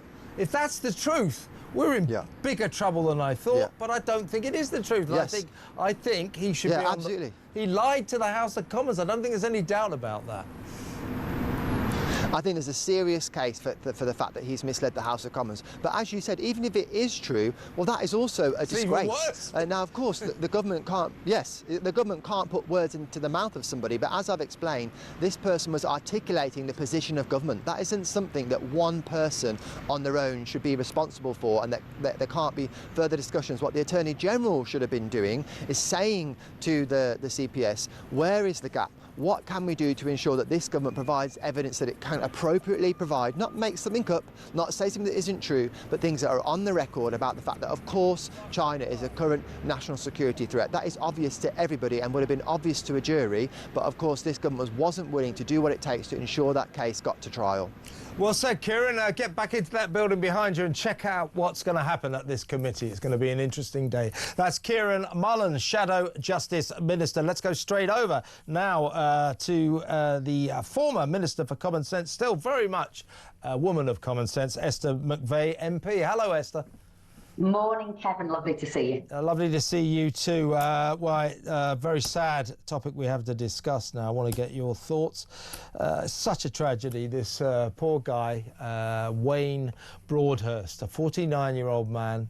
You always say this, but you've seen the pictures. He looks like just such a nice guy. He's taking his little dog for a walk in a suburban street in Uxbridge to the west of London, and he was brutally stabbed to death. There's a video going round. I've had the misfortune to see it. I don't recommend it to anybody. This was a frenzied attack, stabbed time and time again until he was dead. Another 45-year-old man also critically injured in this mad assault, and also a 14-year-old boy not so badly injured but currently in hospital. Now, we subsequently learned new government policy, by the way. I quite appreciate this, to be honest, open and honest about the ethnicity of people who commit such crimes or allegedly commit such crimes. They said that a 22-year-old man has been arrested on suspicion of this appalling attack, and that he is an Afghan asylum seeker who came into this country illegally on the back of a lorry 5 years ago, 2020, and was subsequently given leave to stay. His asylum application was successful. Now, again, I've got to stress, he hasn't been charged, no charges yet, so we have to be careful here. But I think this story is incendiary in terms of the way the people of this country are feeling about more and more asylum seekers being charged with or convicted of very serious crimes. Last week, an asylum seeker in an asylum seeker hotel in Walsall was convicted in Wolverhampton Crown Court for stabbing to death a poor girl who worked in his asylum seeker hotel 23 times with a screwdriver, and was then seen dancing around and whooping for joy with excitement after committing this crime. So what happened this week on Monday night in Uxbridge, I think has brought this nation, Esther, to a kind of crisis point, critical mass on this. Safety on the streets has been completely compromised by our escalating migrant crisis, about which this government seems incapable of doing anything. It's awful, isn't it? I agree with every word you've said there. I mean, to think that you're out walking a dog, that could be any one of us, in your local area, and this brutal attack happens is just unthinkable. The streets of the UK are becoming less and less safe, and until there is a robust way of dealing with illegal immigrants coming to this country, I'm afraid this is going to continue. We need people detained and deported, and we need the third country option to send people back to. I'm afraid for too long, people have been too lily-livered to deal with this issue, and I'm afraid we're hearing more and more of these cases, and government, and this Labour government are particularly weak, need to do something. You had people earlier on in the show who live close by who are now fearful. We are fearful in our own country with the people that we are letting in. We don't know who they are, what they're doing, what their criminality is, what their record is, what their sort of character type is, or their psychological state is, and yet they are roaming free on our streets, some of them congregating by primary schools, junior schools. The answer is no. This now has to be a crisis, an emergency, a national crisis, and this has to be the number one thing now that Labour focuses its mind on and gets tough on. Yeah, I think we as a nation, I think the population in this country, we now sort of feel almost like a kind of defenceless creature in grave mortal danger. Because this government isn't doing anything about this. It isn't putting up any deterrents to stop more and more migrants coming across the channel illegally. And our Prime Minister's only response lately has been to triumphantly announce, hey, I'm going to put 900 migrants, I'm going to take them out of asylum seeker hotels, and I'm going to put them in 2 military bases, 2 disused military bases, one in Scotland, one in East Sussex. 900. We've got 32,000 asylum seekers in 400 hotels all over the country. We've got 103,000 asylum seekers in the country altogether, and we've got no deterrents to stop them coming across. In fact, all we've got is enticements, you know, free hotels, free food, free doctors, free lawyers, free dentists. And his response is to say, don't worry, folks, I'm going to put 900 migrants into 2 disused military bases. It's pathetic, but also more than pathetic, it's extremely worrying. This is a government that cannot deal with this. It doesn't have the competence or the strength or the resolve to deal with this crisis that I think has, in the last 2 days, reached critical mass. I think the public would get behind the Labour government if they said we're treating it as an emergency. We're going to come to the House and we are going to lay emergency legislation, which is going to be this. We're going to come out of the ECHR. We're going to come out of the Human Rights Act. We're now going to put people in more of a camps, as sort of a, as I said, detain and deport. We're not going to have all these benefits when they come here because we can't afford it. We haven't got the housing. We can't provide the security. We haven't got the money to pay for it. And if you put a list of things together, from changing the law to being firm on detention and deporting and bringing back because they no doubt will bring back a third country now. They will bring back Rwanda. The buckling on everything else. Remember, this was the party that said you cannot use barracks, you cannot use places like that. They were apoplectic when the Conservative Party were going to. So the U-turning, backsliding on everything. Well, if they just get a little bit more gumption, a little bit more spine and do something, because we are now at crisis point, I think that would be helpful. And just to point out the hypocrisy, not just of Labour, but of like SNP, the Lib Dems and the Greens. You look at the Sussex Council now. Now, the council made up of Lib Dems and Greens was saying they wanted to be a refugee sanctuary zone. That's what they said. That's what they piously put about nationally. Now I hear the same council made up of the same Lib Dem and Greens are looking for a court case maybe to stop this barrack opening in their local area. So what they like to do is talk nonsense, and then when it meets reality and local opposition on the ground, they sort of change their view. My concern is really we have to wake up, be pragmatic, be realistic, deal with the problem at hand. And the problem at hand is we've got thousands of people coming here who are dangerous, as we've seen, to our country, and we need them deported or in the first place not coming here.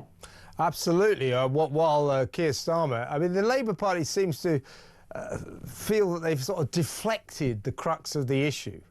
They seem to have convinced themselves that what we're all worried about is where these people are put. That if they can say, hey, we're getting them out of expensive hotels. By the way, they all cost us £143 a night each in these hotels. We're getting them out of these hotels and we're putting them into barracks as if we're all going to go, well, that's it then. That's the migrant crisis solved. No, you've got to stop them coming somehow.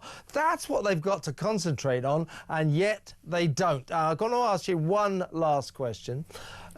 Could you explain to me, Esther, exactly what the point of the one in, one out scheme is? What the hell is it all about? Because it's not a deterrent.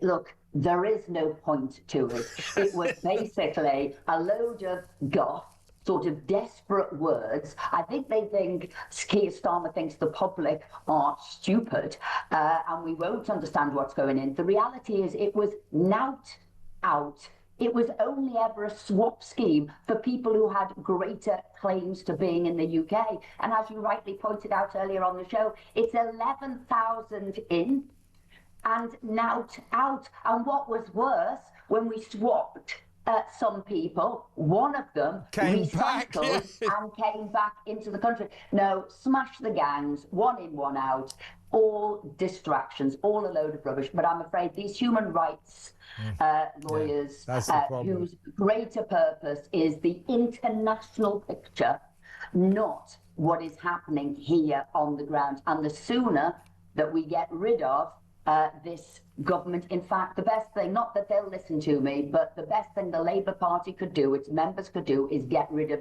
Keir Starmer and Rachel Reeves ASAP and try and get a grip of what's going on. But under their stewardship, I'm afraid everything's going over a cliff, and rather rapidly. I couldn't agree more, Esther. We're in big trouble, but very good to talk to you. Thank you so much for your time. That's the former Minister for Common Sense, now, of course, a prominent Tory MP, Esther McVey. Quick voice note. This is Kitty on primary schools and the story that we were doing earlier, this primary school surrounded by migrants on a daily basis. So take it away, Kitty.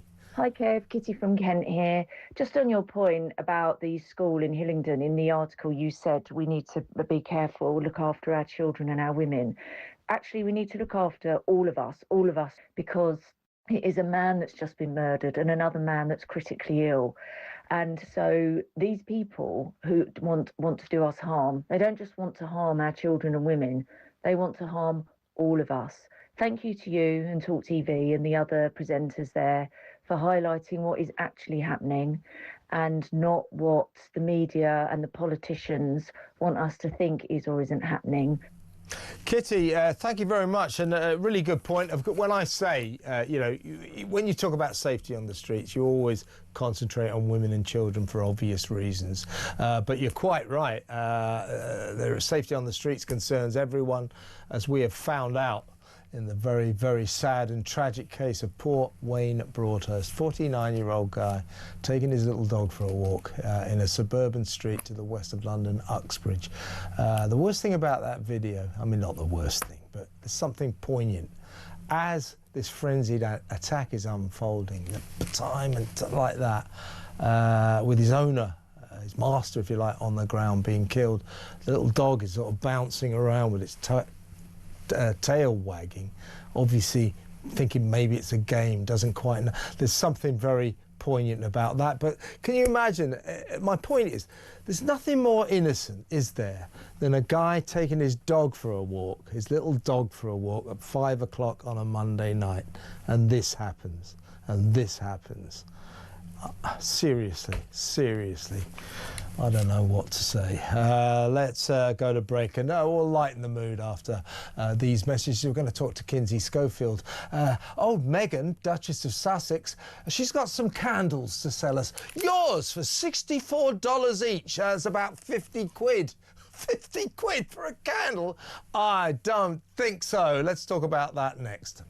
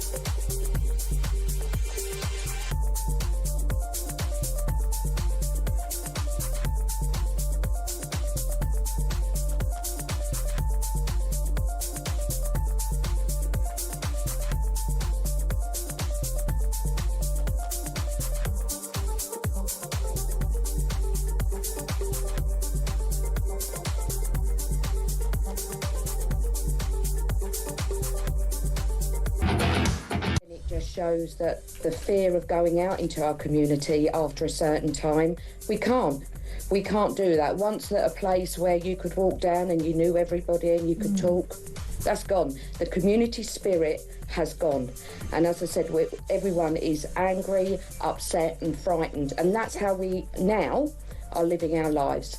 And as it's been said, West Drayton house the most amount of immigrants.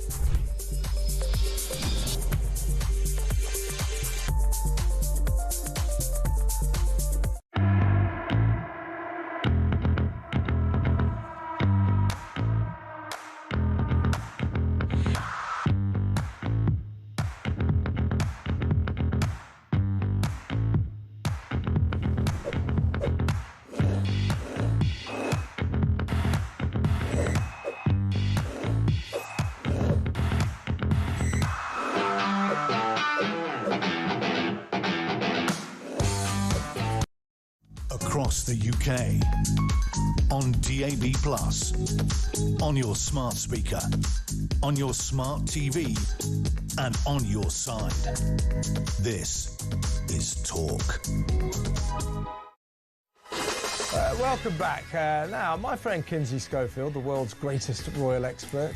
Why is it she's our royal expert? She's from America. She lives on the West Coast. She's in the studio. She's over in London. Welcome, Kinsey. Now, what I was about to say, you and I, earlier this week, we discussed a video that our friend Meghan Markle, the Duchess of Sussex, the current Duchess of Sussex, may not hang on to that title for too much longer.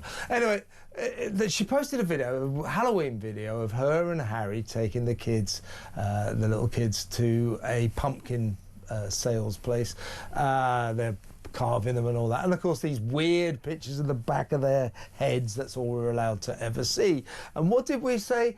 Well, she's posted a nice, happy family video on Instagram. That means that probably tomorrow, but very, very soon, she'll be back on Instagram trying to flog us something, trying to sell us something.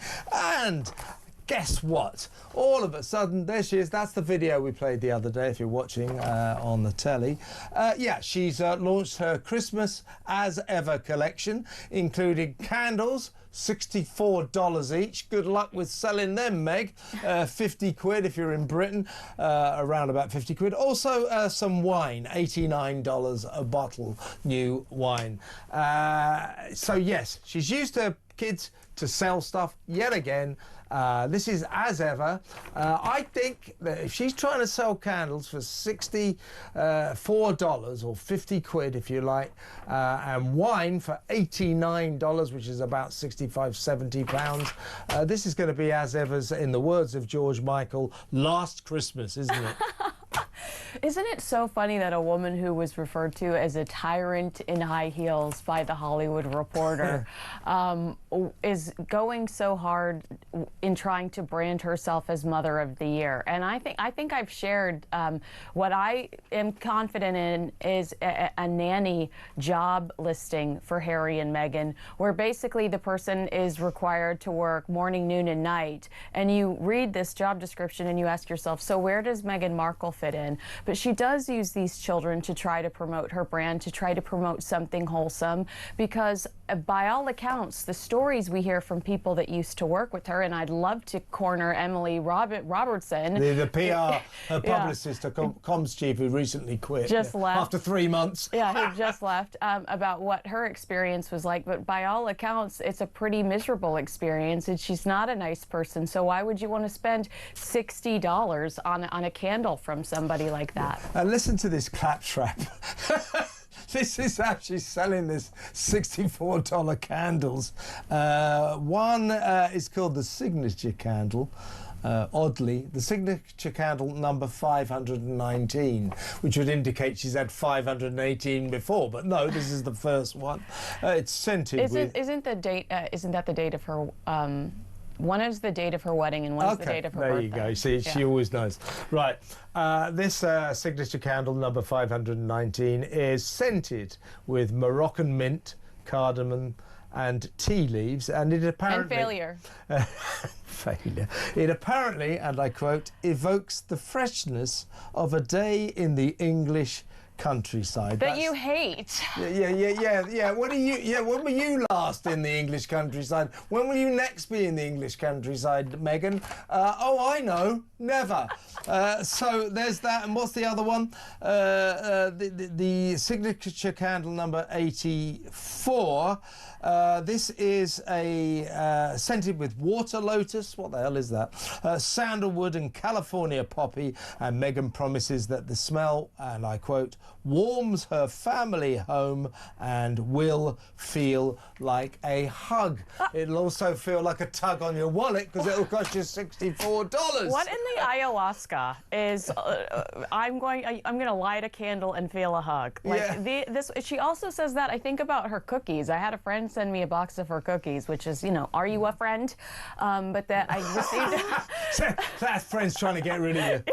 Yeah, I received the box She's of... ghosting you. Yeah, this box of cookies, and it says on the side, like, something about a warm hug. And, why is everything a warm hug? You need to chill out. I wouldn't accept a hug from that woman. Well, who would? Who would, for God's sake? But, I mean, to go to As Ever, generally, there's also this wine, which is apparently a sort of Napa Valley Brut. So it's a kind of vintage wine. Bearing in mind, she's already tried to flog you rosé. That will cost you $110 for 3 bottles, minimum purchase. Some of it was packaging and sending it to you. So that's $110. But this one is, and also some Sauvignon Blanc as well. That's out there as well. This one is $89, and shoppers must purchase more than 12 bottles to avoid $20 shipping fee. Hang on, I mean, my maths isn't very good, but that's $890. I'd rather pay the shipping fee. That's nearly $1,000. Yeah. So she's expecting you to pay $1,000 for If you are an alcoholic, this Christmas we'd like to introduce you to Meghan Markle. Yeah, I mean, come on. But, you were telling me this story recently, talking about As Ever generally. This is their Christmas collection, holiday collection, as they always say in America. You were telling me recently that you were part of a production that tried to buy the full range of As Ever projects. So, usual method, go onto the internet, you have to put your credit card in and then wait 3 weeks for it to arrive. And none of it was available, right? No, the only thing that showed up was the wine. But you're right, they added to cart everything that didn't say sold out. And the only thing that showed up was the wine, and they got an apology email a few weeks later that said you can either wait for until we get the product back, we don't know when we will, or you can get a refund. So I'm not very confident in this brand or the way that it operates. Absolutely. Meanwhile, Meghan Markle now says with a dreary inevitability that she hopes her daughter, Lilibet, who's 4 years old, becomes a young activist. Not interested in Archie being an activist? Oh my gosh, she's so obsessed with her daughter. We never see or hear about her son.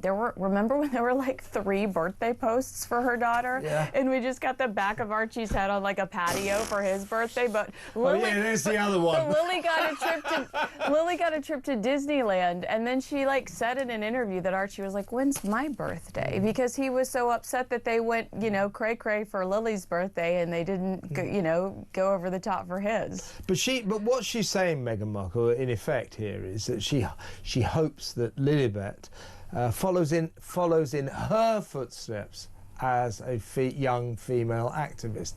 In what way, in any sense of the word, is Meghan an activist? She wrote a letter to a soap She's not an activist and never has been. A soap company. But can I just say, I don't know if you're going to get here, but I want to get here. Them at the Dodgers game. Who in their right mind does not take their son to a baseball game? It's Harry and Meghan sitting there in front of Magic Johnson. That's true. They're front row. I never thought about that. And why does Harry not take you know who he took to the Super Bowl? Eugenie. Why does he never take his son to these types of events? Odd. Isn't that strange? What a very interesting point. Yeah. Think about that, folks. Listen, Kinsey, just a quick word.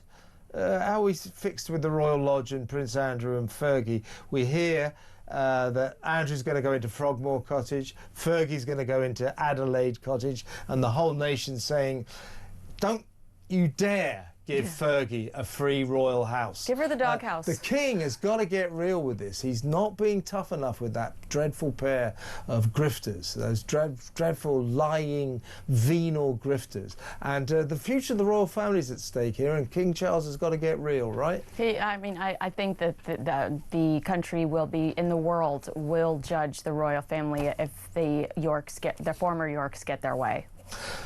Kinsey Schofield, host of Kinsey Schofield Unfiltered. I'm on it sort of quite a bit myself. It's great to see you this week, and you're going to do my show, What Just Happened. We're going to film that tomorrow, special edition, starring Kinsey Schofield. I might as well not turn up if she's on it. In fact, I might not, come to think of it. I'm working too hard.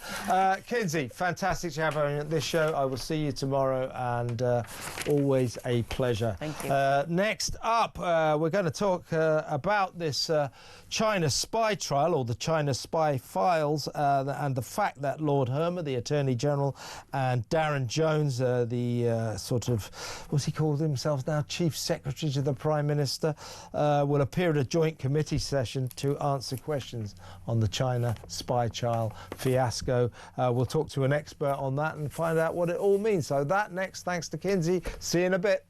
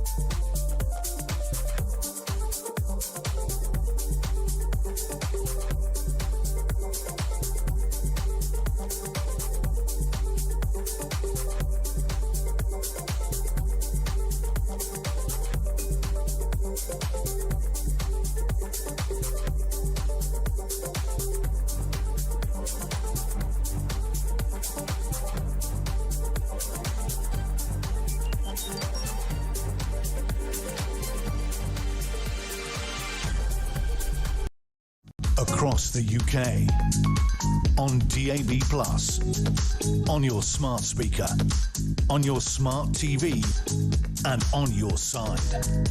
This is Talk. Welcome back. In a little while, we're going to have a look at some of the highlights of today's show. Shouldn't take long.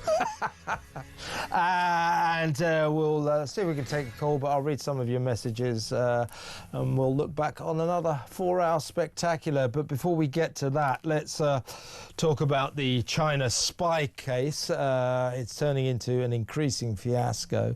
And right about now, literally in about 3 minutes, the Joint Committee at Parliament, the Joint Committee session, will have before it Lord Hermer, Richard Hermer, the useless Attorney General, and the equally useless Chief Secretary to the Prime Minister, Darren Jones. Darren Jones is the guy who announced to the nation, if you remember, on Question Time, that the majority, the vast majority of migrants coming across the Channel, in his words, were women, children and babies.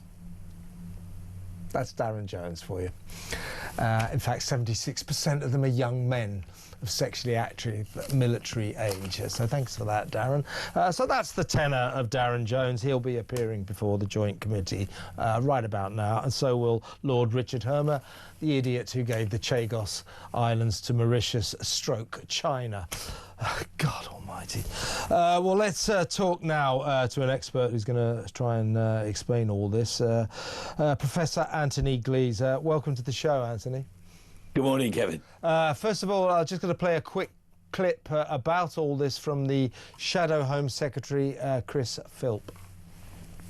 In my opinion, China poses an active and current threat to the United Kingdom. That is all the government needed to say to the Crown Prosecution Service in order to secure this conviction, and yet they did not. Well, that pretty much sums up the problem here, Anthony. And right now, they'll be beginning to give their case to the Joint Committee. That is Darren Jones and Lord Richard Hermer. And the government's case is that they had nothing to do with the collapsing of this spy trial. Two alleged spies feeding information to China. They said it's nothing to do with us. And it wasn't that the government decided or told the Crown Prosecution Service that we could not classify, in this case, China to be an enemy of this state. They're going to say that that wasn't the case. They are now, Labour, refusing to publish the files on this, the China spy files. It gets murkier by the day, doesn't it, Anthony? Well, it does. I mean, they're making an absolute horlicks of what should have been an entirely straightforward matter.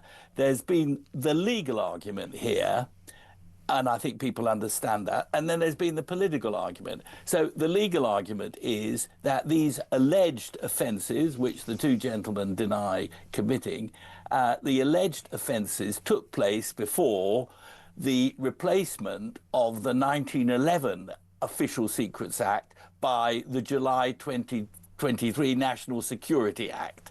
So you have to charge them, we all understand that, under the 1911 Official Secrets Act. But actually, if you look at the 1911 Official Secrets Act, it is broader in scope than the 23 Act, and it certainly would allow these men to be charged and, in my view, lightly convicted for spying for China. And let me just quickly read you the words of the 1911 Act, which says that any note calculated to be or intended to be directly or indirectly useful to an enemy falls foul of the Act. So people writing reports about secret things passed to the Chinese automatically qualify. That is why the Director of Public Prosecutions originally agreed to charge these people. And you may say, oh, an enemy. What's an enemy? Is an enemy somebody we're at war with? No, no, no, no. The first conviction, successful conviction under the 1911 Act came the next year when a German spy called Grosser was convicted. That is 2 years before Britain was at war with Germany. So enemy means somebody who threatens our security. And I'm not going to bore you by reading out a list of very significant figures, former national security advisors, leading spooks and so on, who've all said China is an enemy. But so what you just read out, Anthony, that's at the heart of the matter, isn't it? In order to successfully prosecute anybody for breaking our Official Secrets Act, we must classify the people they're selling secrets to as an enemy, and that is what our government has refused to do. Can we have a quick listen and watch of the former Attorney General, the booming voice Geoffrey Cox, criticising the government on this case? Check it out. That if it walks like a duck, quacks like a duck, sounds like a duck, looks like a duck, it's almost certainly a duck. And the problem in this case is that the government was never prepared to describe that animal as a duck. And it must have known from a very early period. Indeed, the first senior Treasury Counsel said yesterday that even in August he had made this point abundantly plain to the government that unless it reconsidered its approach and described the blasted animal as a duck, the case would go down the pan. I want a voice like that, Anthony, but he makes the point brilliantly, doesn't he? Well, he does, but it is also true that the previous Conservative government, and indeed governments from Boris Johnson down, always refused to say China was an enemy under the mistaken belief that in law an enemy is a country we are at war with. But that's not true. An enemy is a country that means to do us harm, that subverts us, that spies on us. That has been our definition of an enemy since 1911. So we had the wherewithal. And the second thing, Kevin, that is now being said that is equally balmy is that, yes, China may be a national security threat. We heard the former head, a very clever chap, former head of MI6, Sir Alex Younger, say this yesterday. China may be a national security threat, is a national security threat, but we can manage that threat. But we can't manage the threat if we cannot put two people suspected of spying for China before an English jury. If that is prevented, we cannot challenge China. So whether it's this government or the previous government and previous governments, the idea that we can do business with China, let them build this huge super embassy, a Royal Mint Court, which the Chinese have bought. That's also most extraordinary. Most countries do not buy their embassies, including the United States. They get them on a lease, not China. 255 million quid for this, their super embassy, because we are fiddling about with what is an enemy. It's blindingly obvious to everybody that China has a hostile intention. And during the Cold War, we put lots of Soviet spies on trial. They were convicted. We weren't at war with the Soviet Union. So the government is talking complete nonsense, but so is the Director of Public Prosecutions. Heads, Kevin, must roll. Yeah, no, Anthony, you know what happens in these situations. It's so grave that deputy heads will roll. Anthony, really, really good to talk to you. Thank you so much for that. That's Professor Anthony Gleeson putting it all into perspective. Let's have a quick look at what's happening right now at the Joint Committee on National Security. The offences on the statute book, in which law officers, the Attorney General or the Solicitor General, have to consent to the prosecution, and that includes prosecutions under the Official Secrets Act of 1911.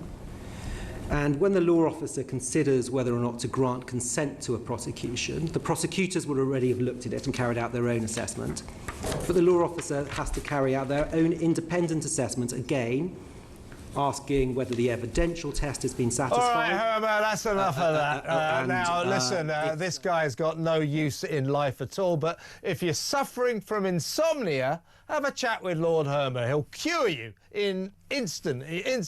If those people in that committee manage to stay awake for more than 10 minutes, I'll be very, very surprised. I'm tempted to say, but this is probably politically incorrect now. If they stay awake for more than 10 minutes, I'm a Chinaman. See what I did there? Let's go to break, and when we come back, we'll play some of the highlights of the show. Won't take long, and then we'll talk to Julia Hartley-Brewer about what she's got lined up for you all the way from 10 o'clock until 1 p.m. So that next, stay tuned.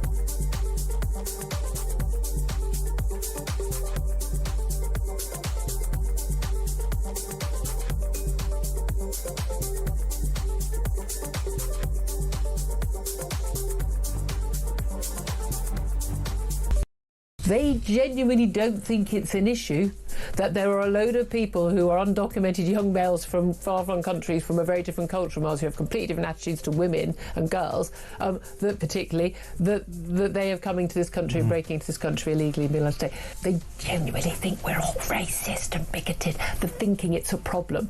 So they pretend to deal with it and they want us to stop talking about it, because the solution is not to stop them coming in or to get rid of them. The solution is for everyone to shut the hell up.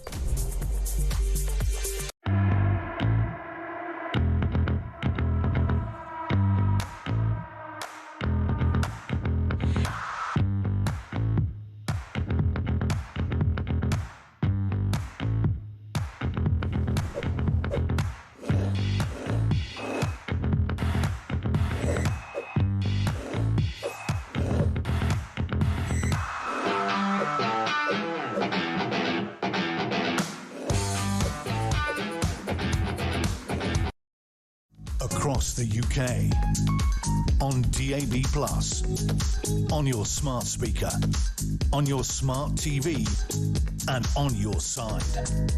This is Talk. Welcome back. This is where we look back on a 4-hour show and we play you the highlights. We couldn't find any today, so bye. Been a great show. No, seriously. We did manage to find one, strangely.